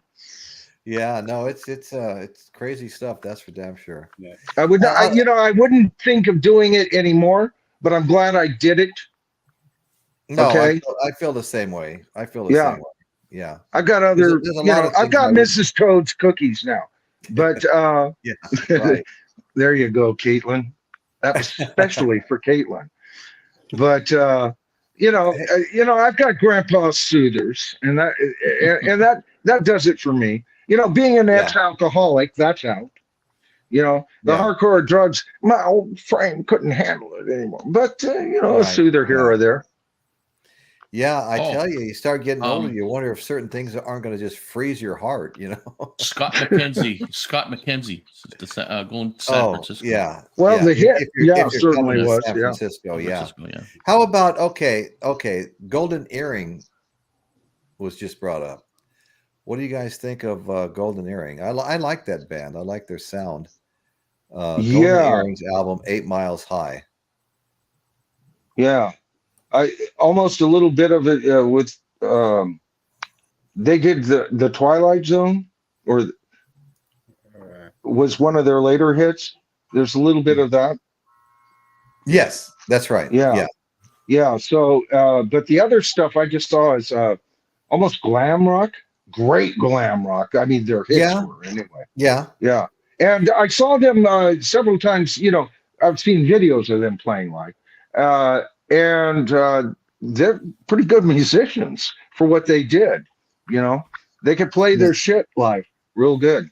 You know, when it comes down to it, pretty much most of the bands during the 60s and everything, they were all psychedelic.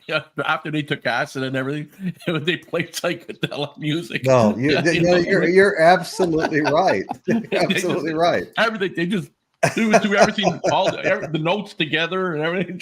It was just psychedelic. Well, that's because it's life changing, Johnny.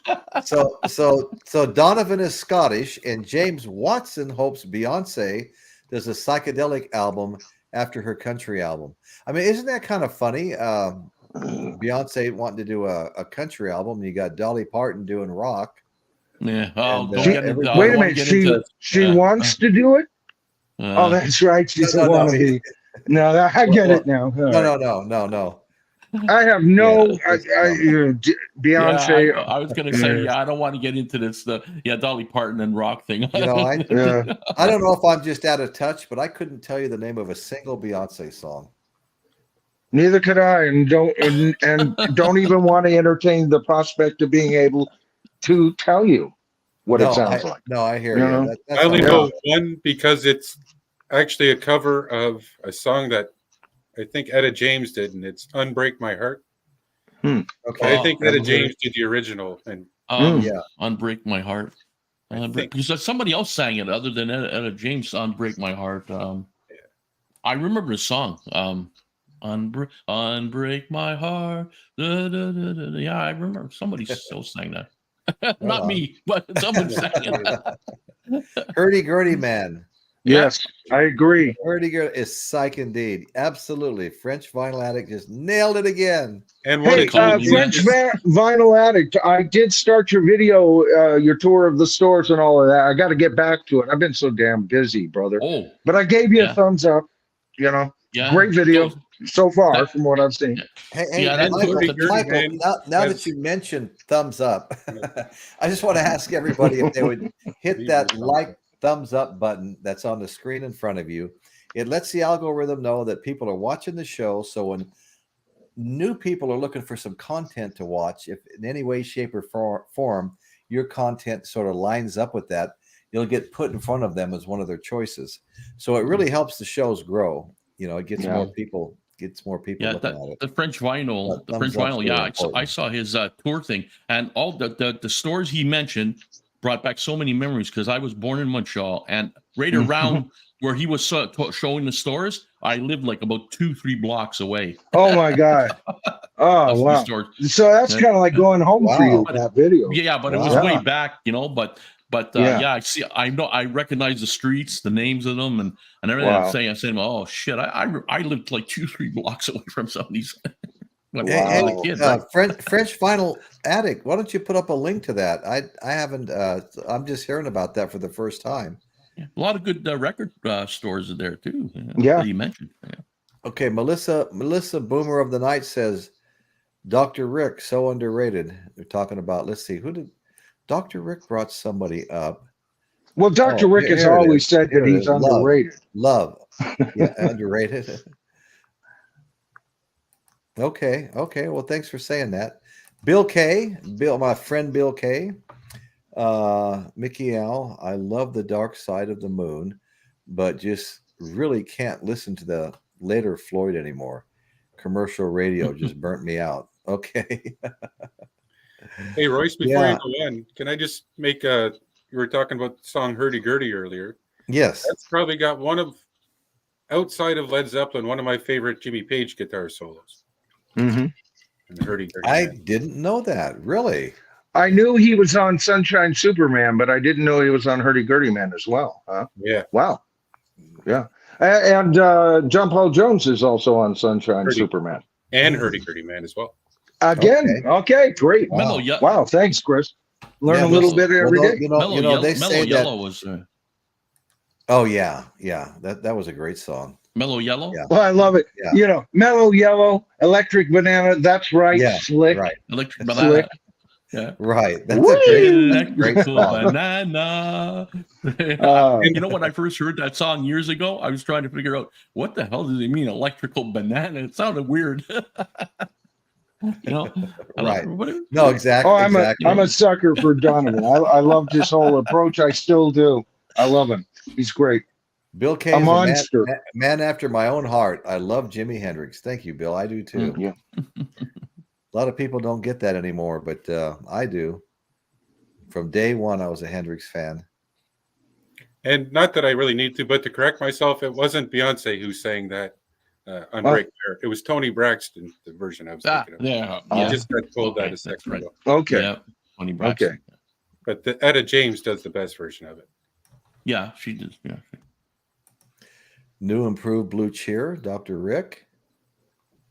That's a good band, Blue Cheer. Oh, they were so raw. That's what I liked them. You know, drums all over the place, the guitar chords are all over the place, and somehow it gels. I loved them. Yeah. This would be interesting to look at, guys. From Eric Schultz, Pop Goes the 60s has a couple of good videos on what constitutes a psychedelic song. Yeah, he does a good job over there on that channel. He does a great job. Yeah. Sounds like a channel that I haven't gotten in years, though. Right now, I'm a streamer when it comes to TV. I got tired of paying like $150 a month, $150 a month, and half of what was available, if not 2/3, was infomercials. Mm-hmm. And then basically all I got that I had any interest in at all was the local news, and I only watch about 40 minutes of that. Yeah. That's pretty much done. But now I've got all these movie channels. A lot of them are free. You know, we get. I noticed that YouTube. Amazon movies are all free because we're Amazon Prime members, and we have Netflix, and then you have YouTube. Betty called me out after my show last night. Yeah, and there was my show last night on the YouTube screen out there. There you go. And I didn't dare to even click on it because I don't want to be flooded with that stuff on my TV. I've noticed YouTube putting on in probably the stream the people that upload these, but a lot of movies, like old movies, like Cary Grant, stuff like that, like all kinds of a whole pile of old movies on. And talking about Netflix, I just canceled it yesterday. We have a Canadian Netflix, and it's garbage.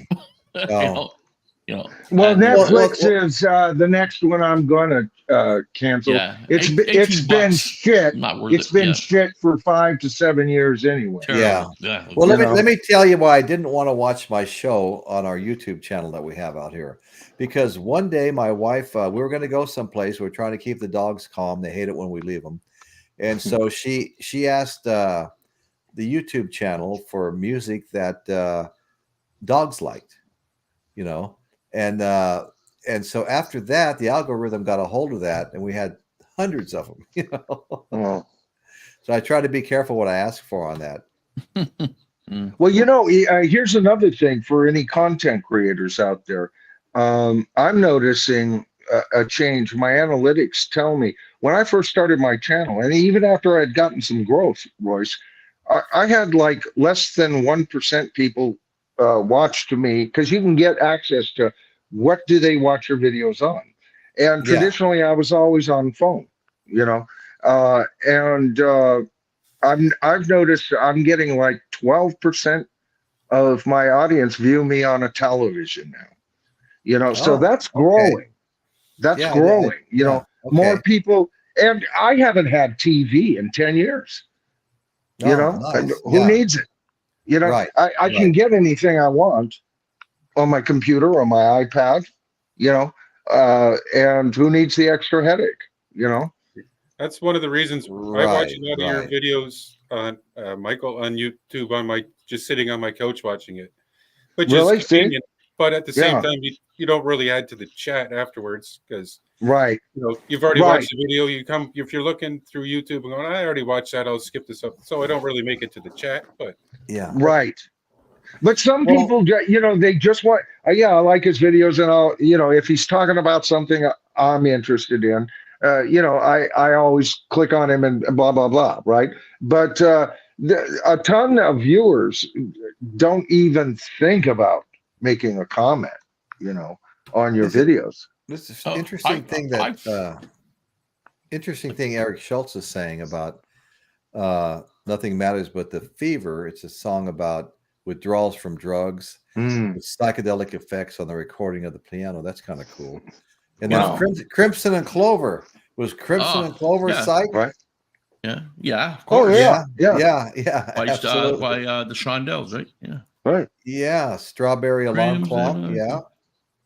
Michael, I was going to say, I sometimes want to leave comments on yours, but you make so much sense. Where you're talking about is just, I don't know how to argue against or saying. Well, I'll tell you something, Johnny. There are those who do. It's just I read it and I go, that makes a lot of sense. Well, how am I going to argue that? You know what? All I have to do, I'll tell you. Here's the thing. You guys, you know, I've been on the panel with you, all you guys here, and you guys know that I love Pink Floyd. That Roger Waters, I consider one of the greatest songwriters, and his stint and everything. I have nothing but admiration for him, but I think he's an asshole. Okay.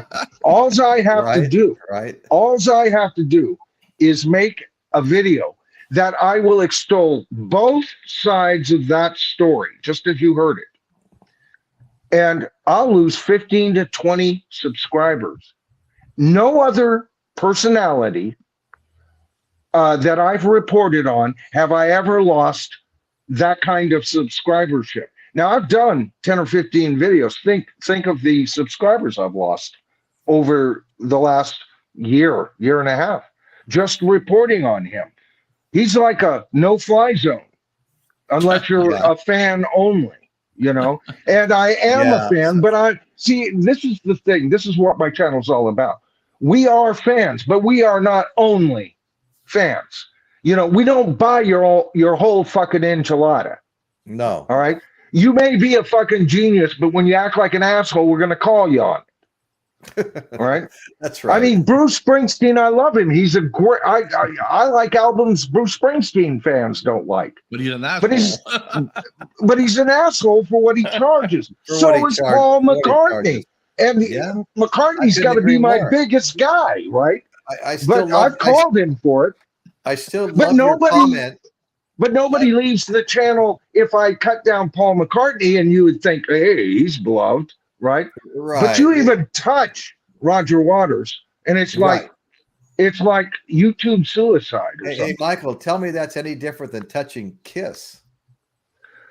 Yeah, I get. I get. The more I cut them down, the more subscribers I get. You know, them and Natural Rose. All I have to do is mention that weasel, and most people agree with me. You know, I'm surprised because, you know, I'm a big mouth, Royce. I just say what's on my mind, right? And that's why we love you, brother. Yeah, well, you know, I wear it as it is, you know. Right. The thing is I'm surprised. You know, I'm never surprised when you know, people don't agree with me.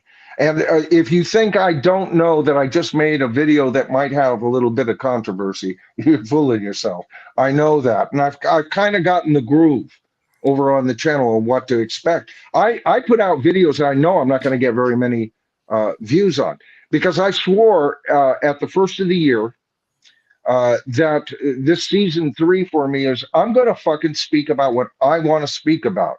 I'm not chasing fucking views anymore. And I'm going to make the best possible video that I can, and I'll be as honest as I can. And when I'm wrong, call me on it, folks. I don't care. Yeah, no. And we do get called on it. You know, it's like bread comes off my shoulder. It's all right. It's dialogue. It's just opinions. You know, it's our opinions, and that's what we're here to give is our opinions. And that's what I want. Obviously, not obviously. Half the people may not agree with you. Yeah.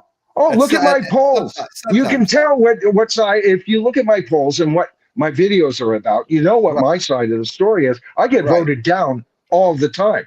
You know, it's like Isaac Asimov's Foundation series. There was the second Foundation, and they were mental giants. They could move things with their minds, read people's minds. And the head honcho on the council was called First Speaker, right? And that's what I am on my channel. I am a first speaker. You know what power he had?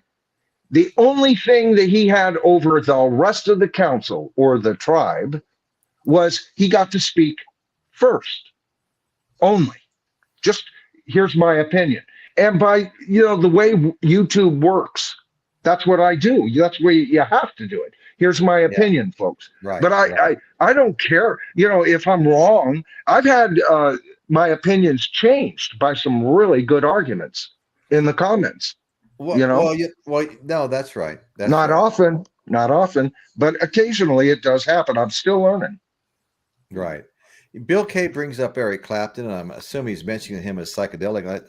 100% when it comes to the cream and even Blind Faith, you know. Mm-hmm. Blind Faith. Mm-hmm. Yeah. Do what you like.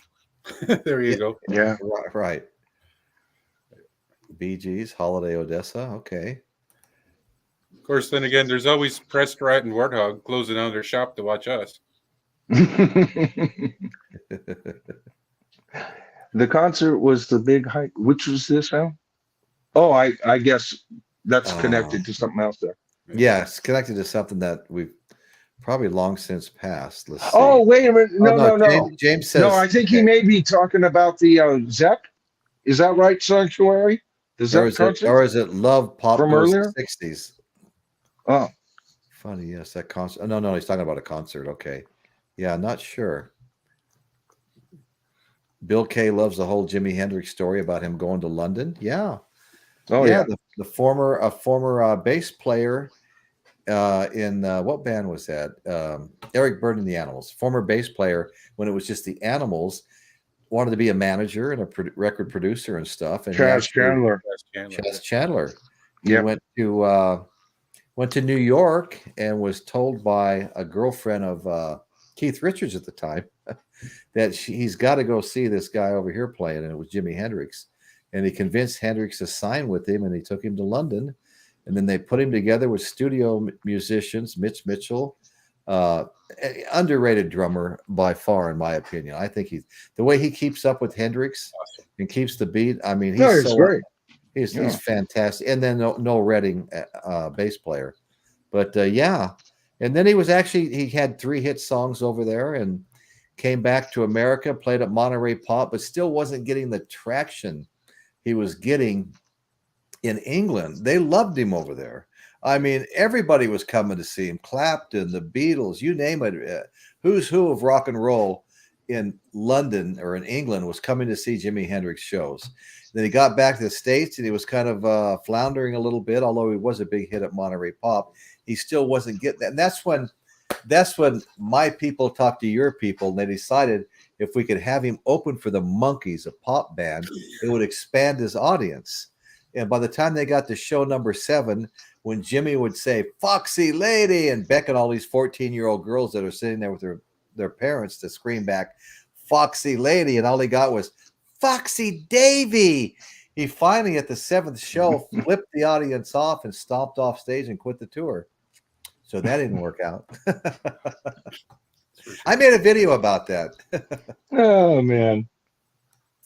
Anyway. The Monkees, they get no respect. They're the Rodney Dangerfield of rock, you know? But you know what? Everybody loved him, even when they were... I love them. Yeah, absolutely. No, but I mean, all the other musicians up in Laurel Canyon, they were hugely popular. Yeah. Yeah. Oh, Royce, on the auction, I got Mahogany Rush, right? I'm waiting for it. And okay.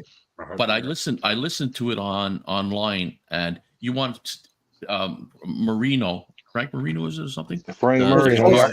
Jose Marino or Frank. Okay.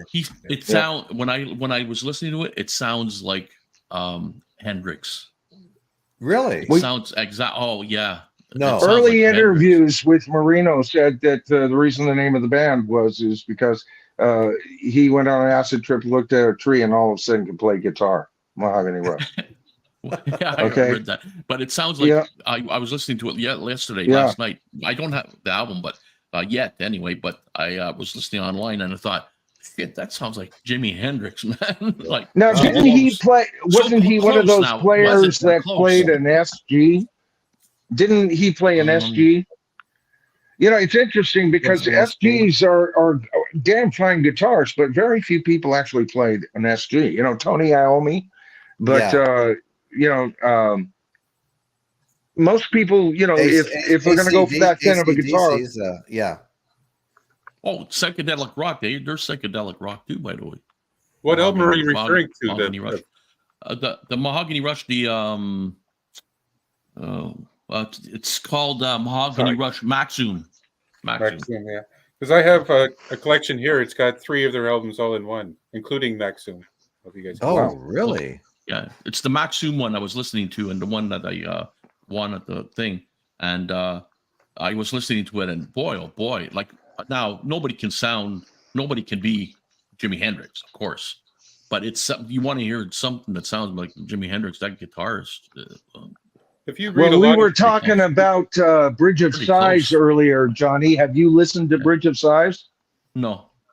You got to do yourself a favor. You'll think you're listening to Hendrix. One of the things that happens about Frank Marino, though, he gets flagged a lot as people saying he's just a Jimi Hendrix clone. He just wannabe. Jimi Hendrix wannabe. Well, that's great. Kind of a badge. That would be badge of honor. Saying that you're like right. Well, you know, as great as I think Stevie Ray Vaughan is, he gets that too. Yeah.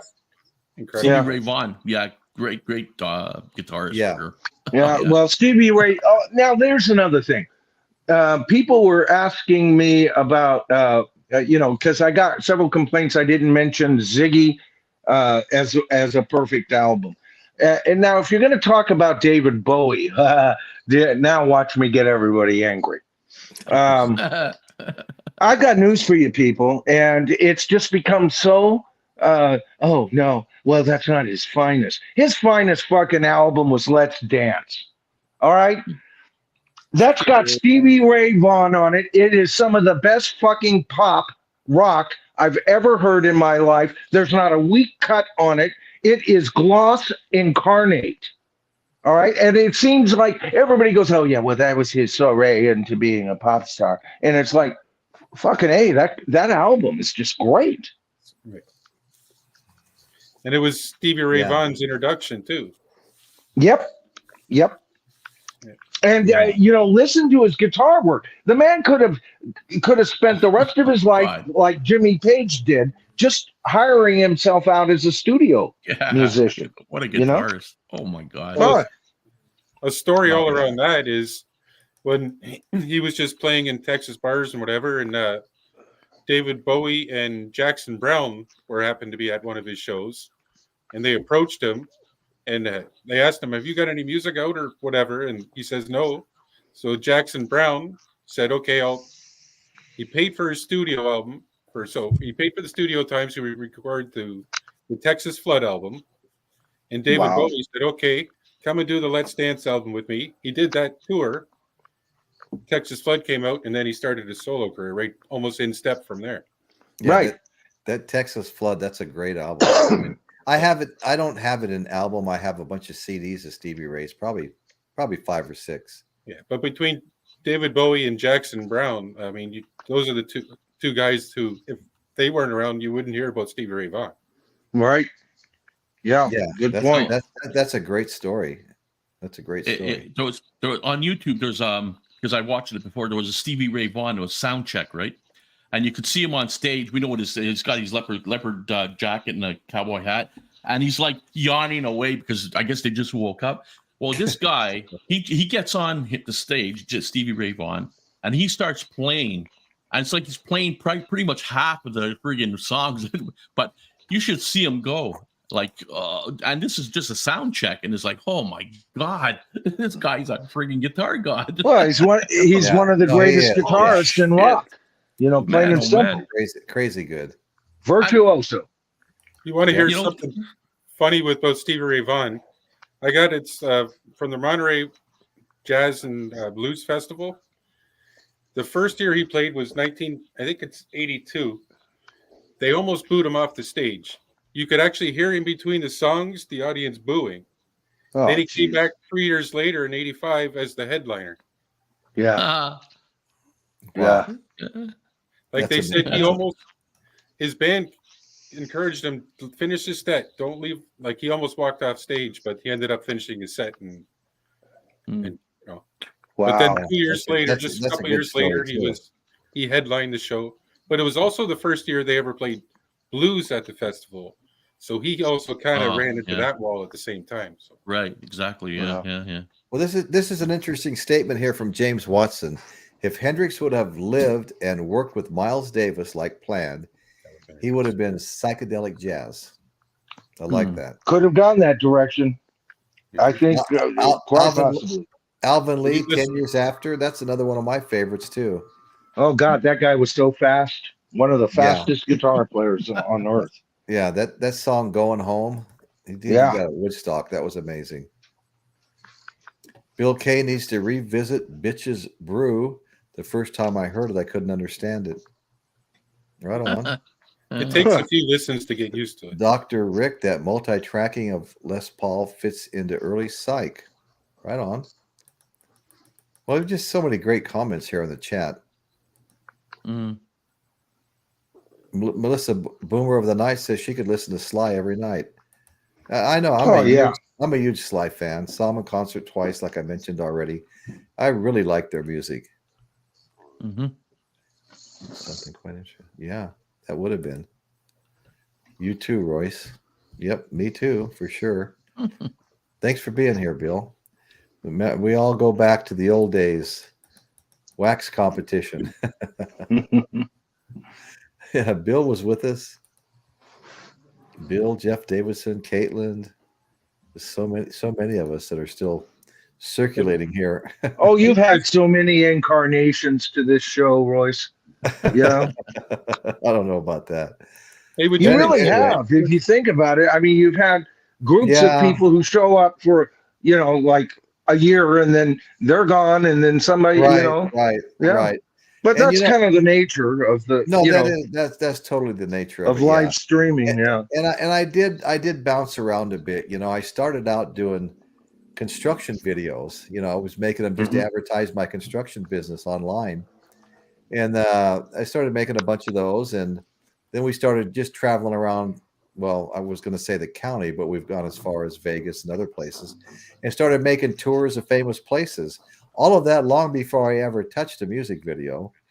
And, well, that's how I found you, was through one of your. It was your. Haight Ashbury, Summer of Love, right? And I made a comment. You commented back. That's how we found each other. Was me watching one of your videos. That's exactly right. And the next thing I knew, I had a big tripod stood up with my cell phone on it, and I was unboxing, the albums of some band, and those would last 10, 15, 18 minutes, which was fine. And then all of a sudden I had 4 co-hosts and we had a live podcast. It just kept going from there. Something just came to me. Would you guys consider the first couple of Deep Purple albums psychedelic? Like Shades of Deep Purple or Book of Taliesin or anything like that? How about Smoke on the Water? Would you give that a little bit of a psych sound or no? No. Okay. Like the first couple, perhaps. I'm not sure. How about Hush? Like Hush or Kentucky. Well, their version of a Kentucky Woman or Mandrake Root, stuff like that. Yeah, early Purple was searching for an identity. Almost every album changed. Okay, you're right. That's interesting. At one moment you had Richie Blackmore calling the shots, and then John Lord says, "My feelings are hurt. I want to do an album with the London Philharmonic or whatever it was that I think I have that album. Yeah. Right. And then Richie Blackmore said, enough of this shit. I'm not doing this unless it sells. Then I'll play with a fucking orchestra. He says, but it's not selling. He didn't like the project to begin with. Go figure. Richie Blackmore didn't like something. Yeah, I love the guy, but you know, he's a walking nerve. Yeah. You know, just looking for something that offends him.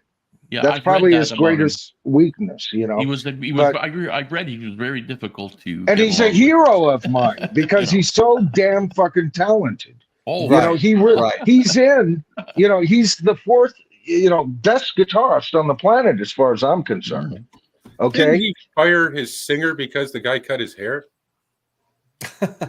I don't know. It sounds like him. The guy who sings "Since You've Been Gone," he got his hair cut. If you see the video, he's got his hair cut. What I heard the story, like not long after that, Richie was in one of his moods and fired the guy because he had his hair cut and he didn't look rockish.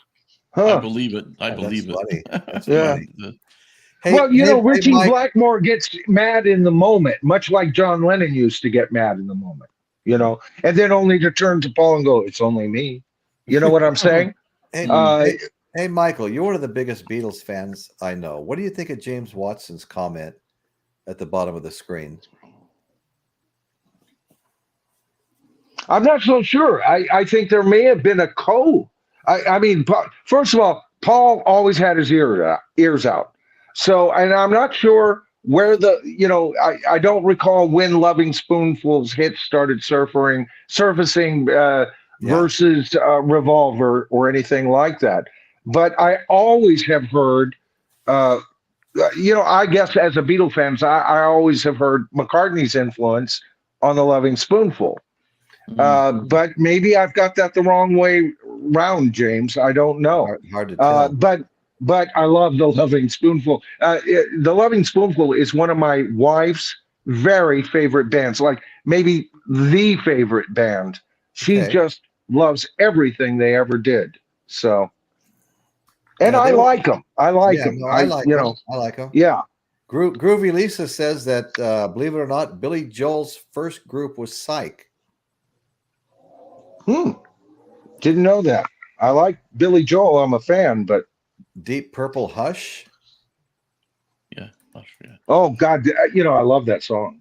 Yeah. I am Iron Man. I go Psych with that all the way. We talked about that earlier. I'm not sure everybody agreed with me, but Captain Beyond. My daughter was in high school, a high school band, and they played Iron Man. They would sing, "I am Iron Man." I dress up in a garbage can.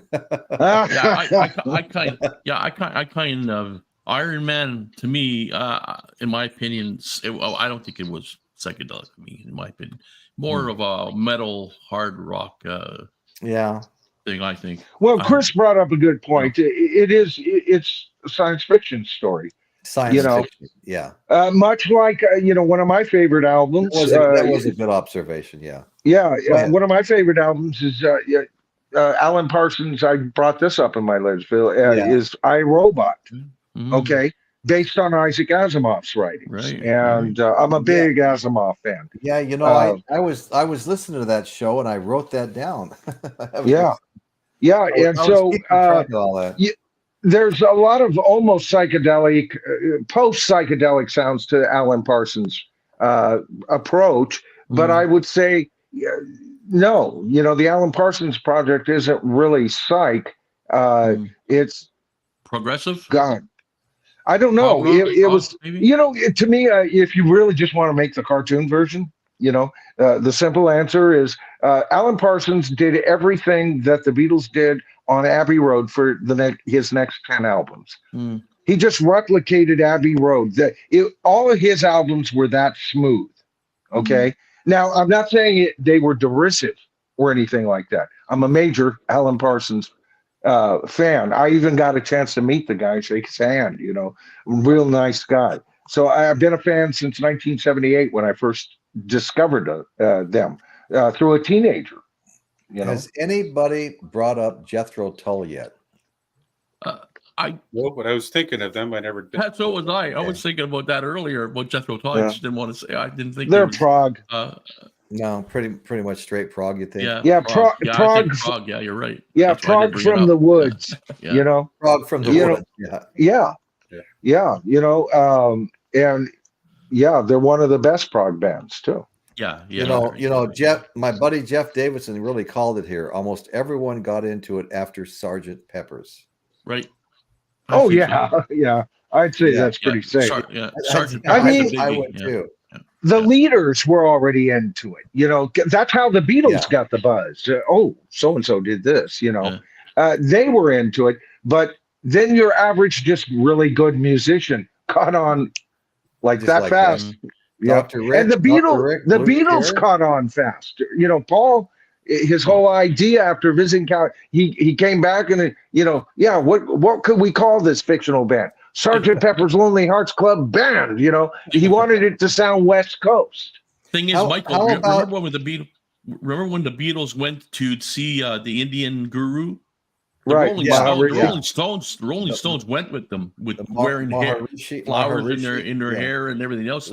Rolling Stones, I think, was kind of I don't think all the Stones were there. I know Mike Love was there. Donovan was there. Mick Jagger. Are you confusing that with the "All You Need Is Love" video where Mick Jagger's sitting? Or no, there's a film on YouTube. Yeah, there's okay. I'll go and see him. Yeah, the Stones actually went with Mick Jagger, and I think not all the Stones. I don't think, but they were there with him. And I could see, Brian going with them. Maybe. Well, Brian, yes, he was there too. Yeah, I think Mick Jagger, Brian. But I'm pretty sure I've seen it on YouTube about that. I wasn't aware. Well, how about Electric Light Orchestra? Are we going to call them psych? No. I think they took the Beatles genre and went with it and made it, kind of their own sound. But much like Badfinger, and that's not to cut them down. I collected all their stuff. I love Jeff Lynne. But not psych. No, I wouldn't say. I just want to tell Dr. Rick how sorry I am that he's feeling a lot of pain right now. Very, very sorry to hear that, brother. Oh man, Dr. Rick, I'm sorry. Yeah, very sorry. Oh, to the moon, dude. The moon. Oh my God, I can't even imagine. And it's still pretty much a full moon out there. Watch yourself, brother. As far as ELO goes, I think sorry to hear that. They're kind of almost like a hybrid of like the Beatles and Chicago kind of feel. Only with strings. Good point. Yeah. Right? Right? Yeah. Chicago had the horns and ELO had the strings. Yeah. Yeah, I think that's a fair assessment. Okay. I like it. Because they all like, even Chicago they all have similar songwriting styles in some ways. They all talk about similar subject matter.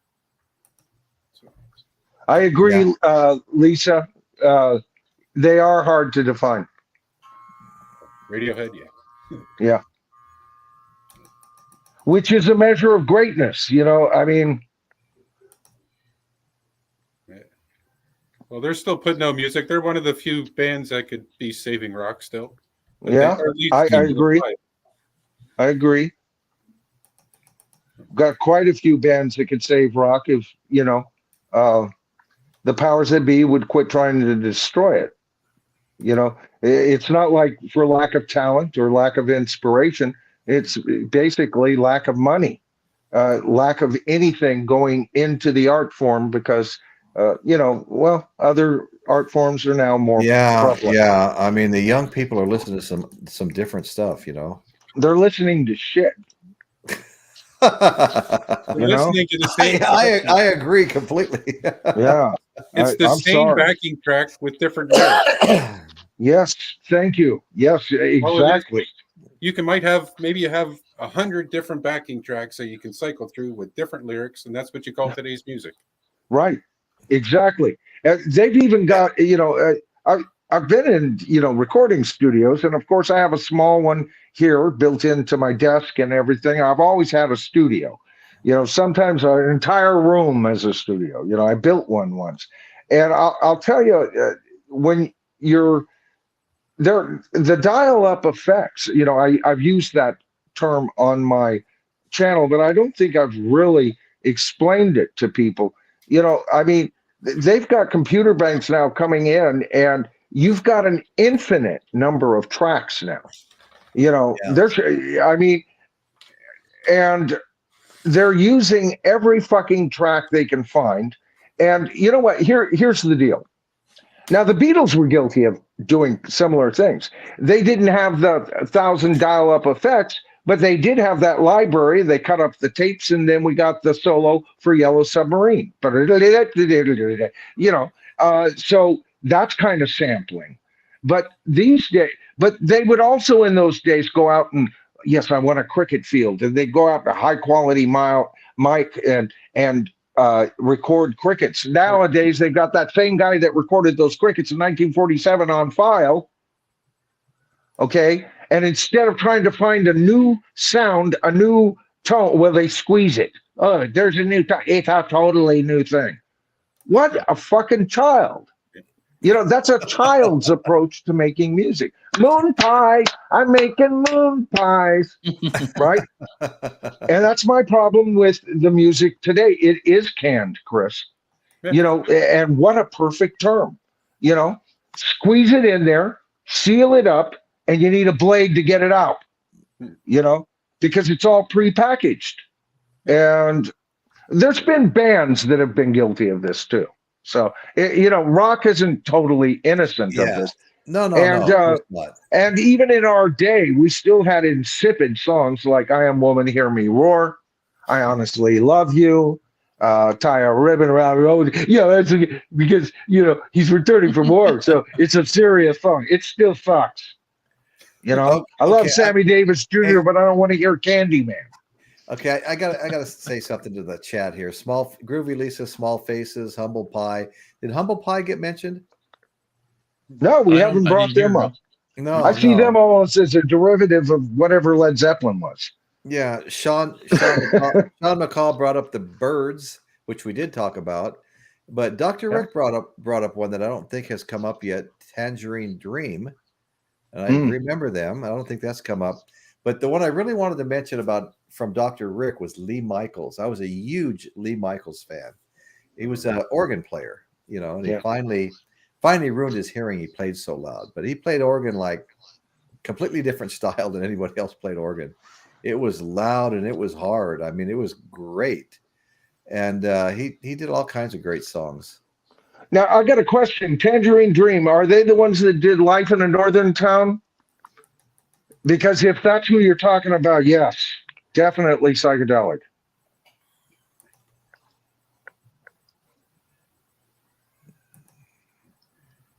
Yeah. French Final Attic, when are you going to come up and join us on the show? Why don't you come up next week if you want to? Yeah, enjoyed having you on last time. Well, I think we're starting to run out of a little bit of steam here, and we're getting into 2 hours now. What you mean, stream man? I don't run out of nothing.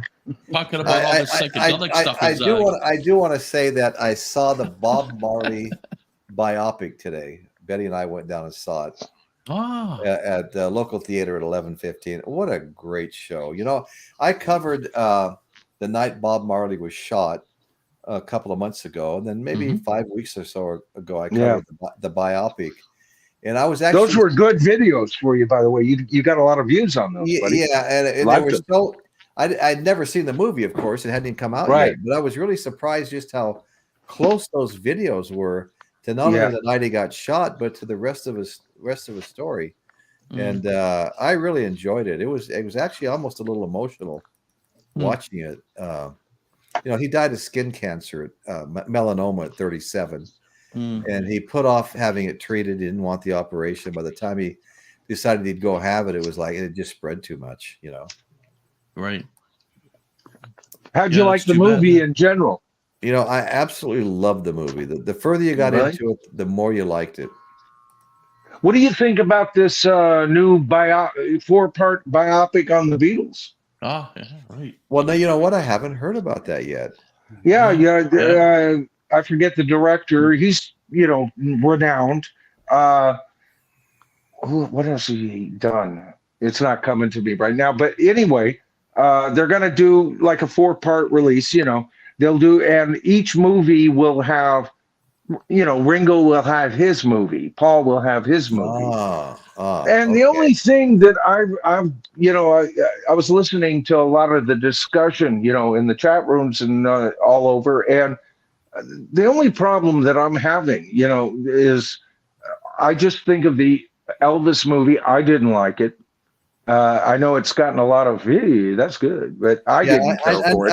I never went to see it for some reason. Yeah, and growing up in Vegas, I mean, Elvis was just kind of a part of our lives, and right, and the Elton John movie wasn't that great, and they absolutely raped Queen in that biopic. They should have just called it the Freddie Mercury story, because Brian May wasn't writing 50% of the shit that he was as well. No, it was all Freddie, I thought that was a horrid piece of garbage, that movie, I know Queen's history, and that's not Queen's history at all. Not even close. Not even close. It did gain Queen a lot of fans. I know that much. Sam Mendes is the producer for that. Mendes, thank you. There was a lot of discussion about that on Rachel's show and a lot of other, and some are for it. That some are not really so. I think it's an interesting premise. It's just I'm turned off on biopics, and I have been for. Well, I think the last biopic I even had the guts enough to sit down and watch all the way through was the Queen, and and yet I'm not against them. There are some good ones. I love the Buddy Holly story, and that wasn't even close to being true, But the spirit of his story and what he did there came out, I think, and I also like the fact that the actors actually played. The music and sang it, that was kind of cool. Yeah, there was one on there was one on Elton John as well. I think I've seen that one, the Elton John one, and it's. I hear it's a fantasy piece, right? Yeah, they've got to add some excitement to the movie. They can't have it just like, okay, this is what they did. They add a little bit of theater, stuff to it to make it more interesting, I suppose. I guess, right? So. Right. You know what I mean? Right. And it depends on my mood. If I'm in if I'm gonna just sit down and my wife wants to watch something like that, I'll sit down and watch it. I'll get into it. I liked the biopic on Richie Valens. That was a good one. And that one was even less true than the Buddy Holly story. Diamond Phillips, right? Yeah. He did a great job. He did a great job. Yeah. Freddie Mercury one was pretty interesting. The Queen one, Freddie Mercury. That's the one I was saying. I can't stand it. But the Elton John one, what a very sad situation Elton John had to go through. Like being shrugged off by his family, his parents, and stuff like that. Really sad. Really sad. Yeah. I saw. I felt so sad for Elton John. I saw him at the Las Vegas Convention Center when I was 17 years old. Elton John. Yeah.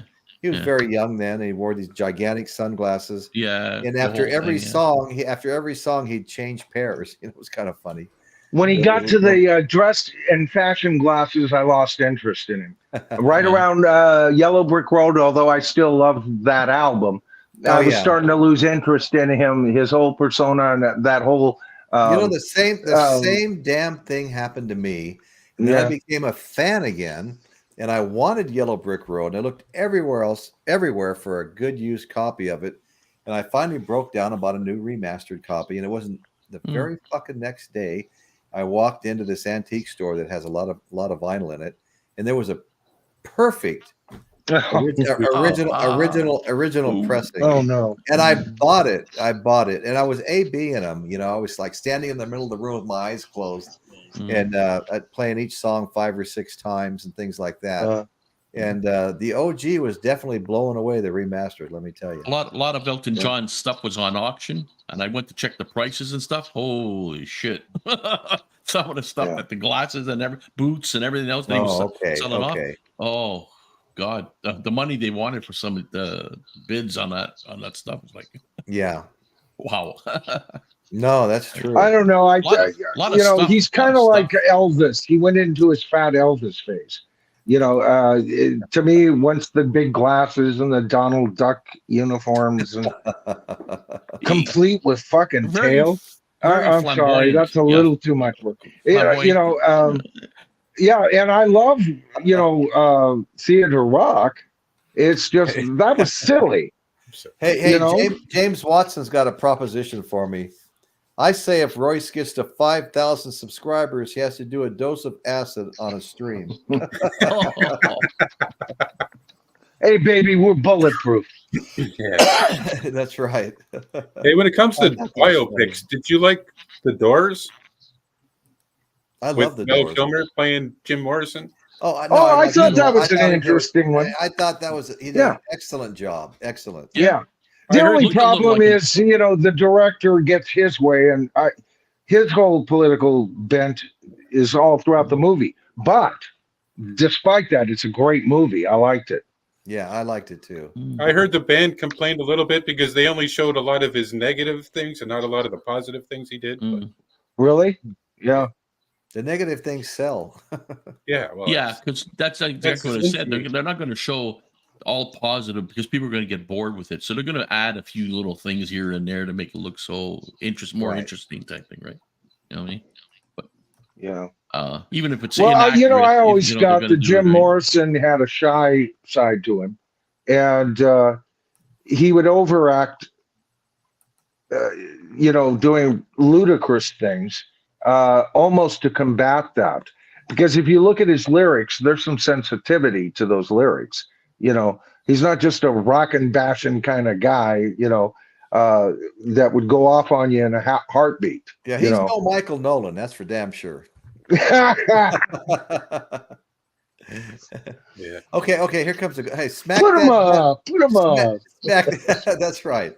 Smack that like button. Thank you, Caitlin. Smack that's that right, like Caitlin. Thank you. Just smash it. Yeah. And share this damn video with your friends and your lovers and your other lovers and your other lovers, and your many concubines. Hey, this is an interesting question here. Is Beck's Bolero psychedelic? I have that one, I think. One of my favorite pieces. I haven't heard it one yet. of my favorite. No, you know what? I did a whole video on Beck's Bolero. The night they recorded that, they almost became Led Zeppelin. All right. The attendees were supposed to be 2 members of the Who. And some stories say that John Entwistle showed up. He actually was late. But Keith Moon was there. John Paul Jones, only to fill in. Jimmy wasn't eyeing him at that point, but they knew each other, so he played on it.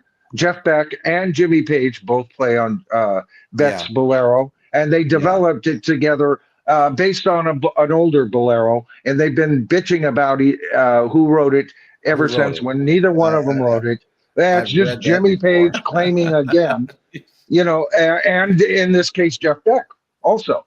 So that whole evening came down. They were eyeing not Rolf, the guy from Humble Pie.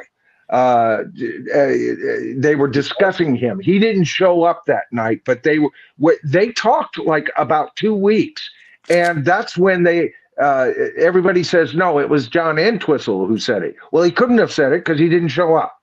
So it does go back to the fact that it was Keith Moon, and he either said if we do a band, it'll go over like a lead balloon, or it'll go over like a Led Zeppelin. Led Zeppelin, right. Jimmy kept that in mind and entertained it over the next 2 weeks, and Led Zeppelin was almost born as a 5-piece band, and Jimmy wasn't asking John Paul as a serious contender. He was allowed to play on it because he was eyeing John Entwistle, even though John Paul and Entwistle are pretty close as far as bass playing capabilities. But see, with Entwistle came Moon. And this is my bent on the whole story. Jimmy Page was looking for John Bonham before he ever knew it, because there's only one drummer who could touch in rock, John Bonham, and that's Keith Moon. Yeah, that's right. All right. Do you see how there was a lot going on there? Jimmy had this vision in his head, never forgetting, Led Zeppelin was going to evolve, folks. It was going to happen. It almost had a premature birth. Yeah, well, and Entwistle and Keith Moon were acting a little unhappy with the Who, Oh, they wanted out. Yeah. They were pissed. Yeah. They wanted out. It goes. It's amazing how it goes, and like it's all intertwined, because in the Yardbirds, wasn't like Page in the Yardbirds, and and then there was who else was Eric Clapton and Jeff Beck were in the Yardbirds, and Jeff Beck, right? And then they ended up forming. Page left and stuff like that, and then the forming. I don't know. It's just intertwined. Like, well, they all kind of left. There was only two of them left, really. At that point, there was the bass player and Jimmy Page. Jimmy Page and him had the rights to the name. Jimmy later kind of sort of there's a whole story behind the management and the people who were making these deals. Some of it life-threatening crap. But anyway, Jimmy Page basically had the name Yardbird. So when he first got together with them, they were contractually obligated for one more tour. And so Robert Plant and Bonzo, John Paul Jones, and Jimmy Page toured a short tour as the new Yardbirds. Yes, they did. Right. Yeah, they went to fulfill some old Yardbirds tour dates that were already scheduled. And Jimmy was the last guitar player in the Yardbirds, and he was oh my God. And have you seen the videos of that tour that they actually filmed them really live in a television studio, because they don't have the nonsense rules over there. They were fucking great right out of the gate. Right. My God, all four of them. All four of them. All you have to do is just go to that performance and just watch John Paul Jones. Then rewind it and just watch Jimmy Page. Watch any one of them. Any one of them. What a tour de force. Just isolate them, yeah. Oh, my God. Brain salad surgery. Was that psychedelic? Gets me all warm down south, Johnny boy. Michael's gonna have no. I love that story. I've gone through that story. I've gone through that whole story in and out. I mean, you're getting all excited. Oh, I do. Hey, listen, you know what? Music's my life, brother. Yeah. I'm not just a fan. I'm a musician. I did the whole thing. It's my favorite art form. I sketch, I draw, I do a lot of things in the artistic thing. But music, I do the martial arts. I'm a black belt. All right, but music is what fucking it keeps me alive. Right. The love of it. I can hear a song 1,000 times and hear something different every time. And that tells you something about the music of our generation. It ain't ever going to happen again. Somebody just brought this up. Kenny Rogers, first condition, just dropped in to see what condition my condition was in. Yeah, that was the first one I brought up. I agree with you, Michael, about the music part, though. Yeah, I wouldn't be here right now if it wasn't for music, because I have epilepsy, and there was a time, Art, about 7 years or so, where I was just kind of off the rails. My meds weren't working. I was having grand mal seizures almost every night. Oh my God! And I mean, I was in some really dark places, and I turned to my music collection, and my music collection saved my life. Oh, God, what a testimony! Chris, that's a wonderful story. Music. Like I would I'd be in this spot where if this is happening every night, what am I doing? Every time I'd wake up, right? Right, so I'd go bury myself in music, and then it just takes your mind off. And once your mind's off, you just get that. All you need is that little minute to get your mind off, and then new better thoughts will come flooding in, and it saved my life. I'm telling you. I agree. I agree. I can totally see that. I've seen that over and over again with people. You know, when you're at a low point in your life, you go back to the music you love. It just makes a world of difference. It's healing. Yeah. Healing. Okay. It is. It is like healing. That's why you'll hear me talking about Guinevere. 1 second, a very beautiful, quaint acoustic piece with beautiful harmonies. Right. And then the next second, I'm talking about how insane Jimmy Page is solo and how he mixed it on A Whole Lot of Love rips my brain out every time, and I hear something different. You know, it's the wider your palette, all right, music has more to offer you. But I even believe in music therapy, all of that. Chris, I am an old psych nurse. I've taken care of clients who went into grand mal seizure. We had to handle that. My heart goes out to you, brother.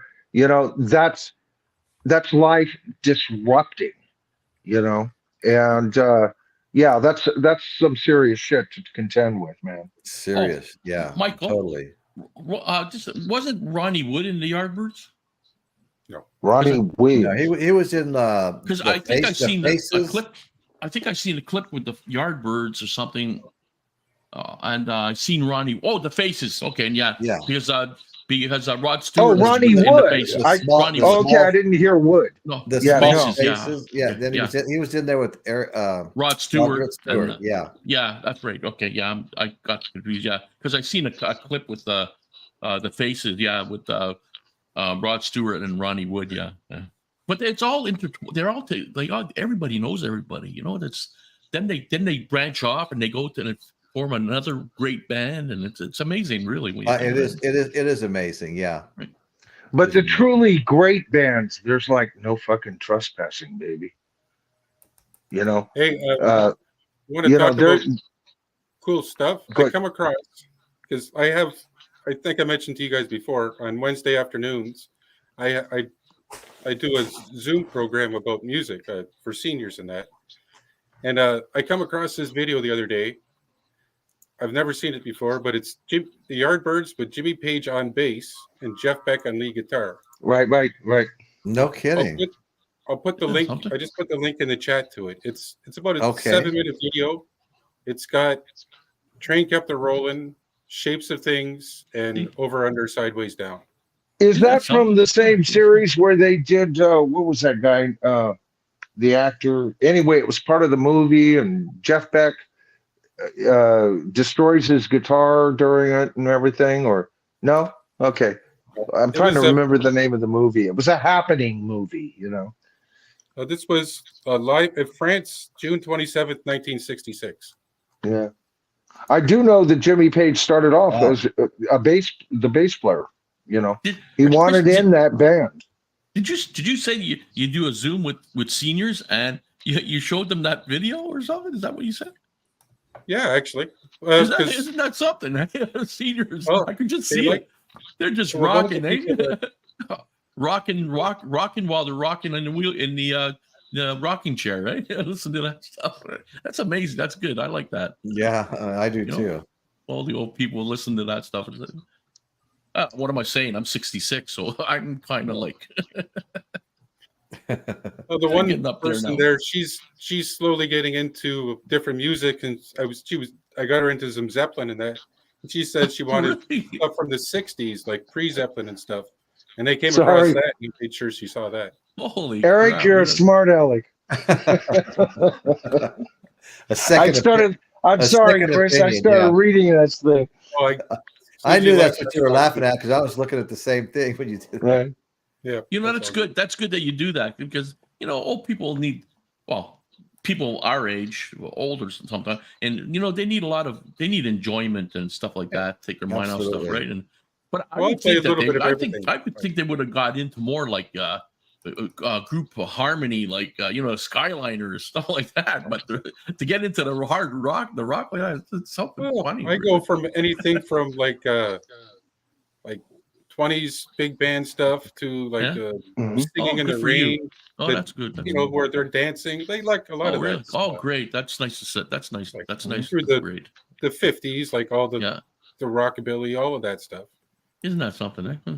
Yeah, and it's you play a little bit of everything. You go from I'll go from like Motown to going to California to Frank Sinatra. Then I'll throw in like Hank Williams. Just keep everybody on their toes. All stuff I like. I've been listening to some Hank Williams Senior again. I like Hank Senior and Junior. Everybody you just mentioned, in fact. Well, because I took recently, a couple years ago now, I took a college course for social service worker gerontology, and I just the organization I did my placement or internship with, I started volunteering with, and that's the same people I volunteer with still doing the shows, and it just the clientele, the different people, whole different way of looking at it, and with the music, it brings back so many memories for them. It's incredible. So good for you. Good for you because it makes a difference for elderly people, and when they're in homes, seniors' homes, it makes a lot of difference playing music for them, and just a little thing, it makes a lot of difference in there. I have a question for Chris. Okay. Did you bring our supplements for the rest of us tonight, Chris? And you're going to share. Think about it, man. Yeah. We're the geriatrics up here. Yeah. Well, Royce will have to get to 5,000 before I can share the rest of the supplement. Well, that's a long, long ways off. maybe it'll be my grandson up here then. Anyway, guys, we're going to have to sign off now. We're going to have to sign off now. Huh? Sign in. Sign off now. Oh, yeah. But anyway, I want to thank my co-hosts, Chris, Michael, Johnny L. Thank you guys so much, and I really want to thank everybody in the chat. Please come back. We love you all, and we appreciate you being here. And come back, Shane. I've really enjoyed. I've really enjoyed, the chat tonight. So many great comments. Please don't go. You guys. We love you, Royce. Mama always said life was like a box of chocolates. Anyway, so thank you all so much, and I'm going to get going. And see you later, everybody. That's what's going on in Royce's world tonight. Thank you. Good night. Hi.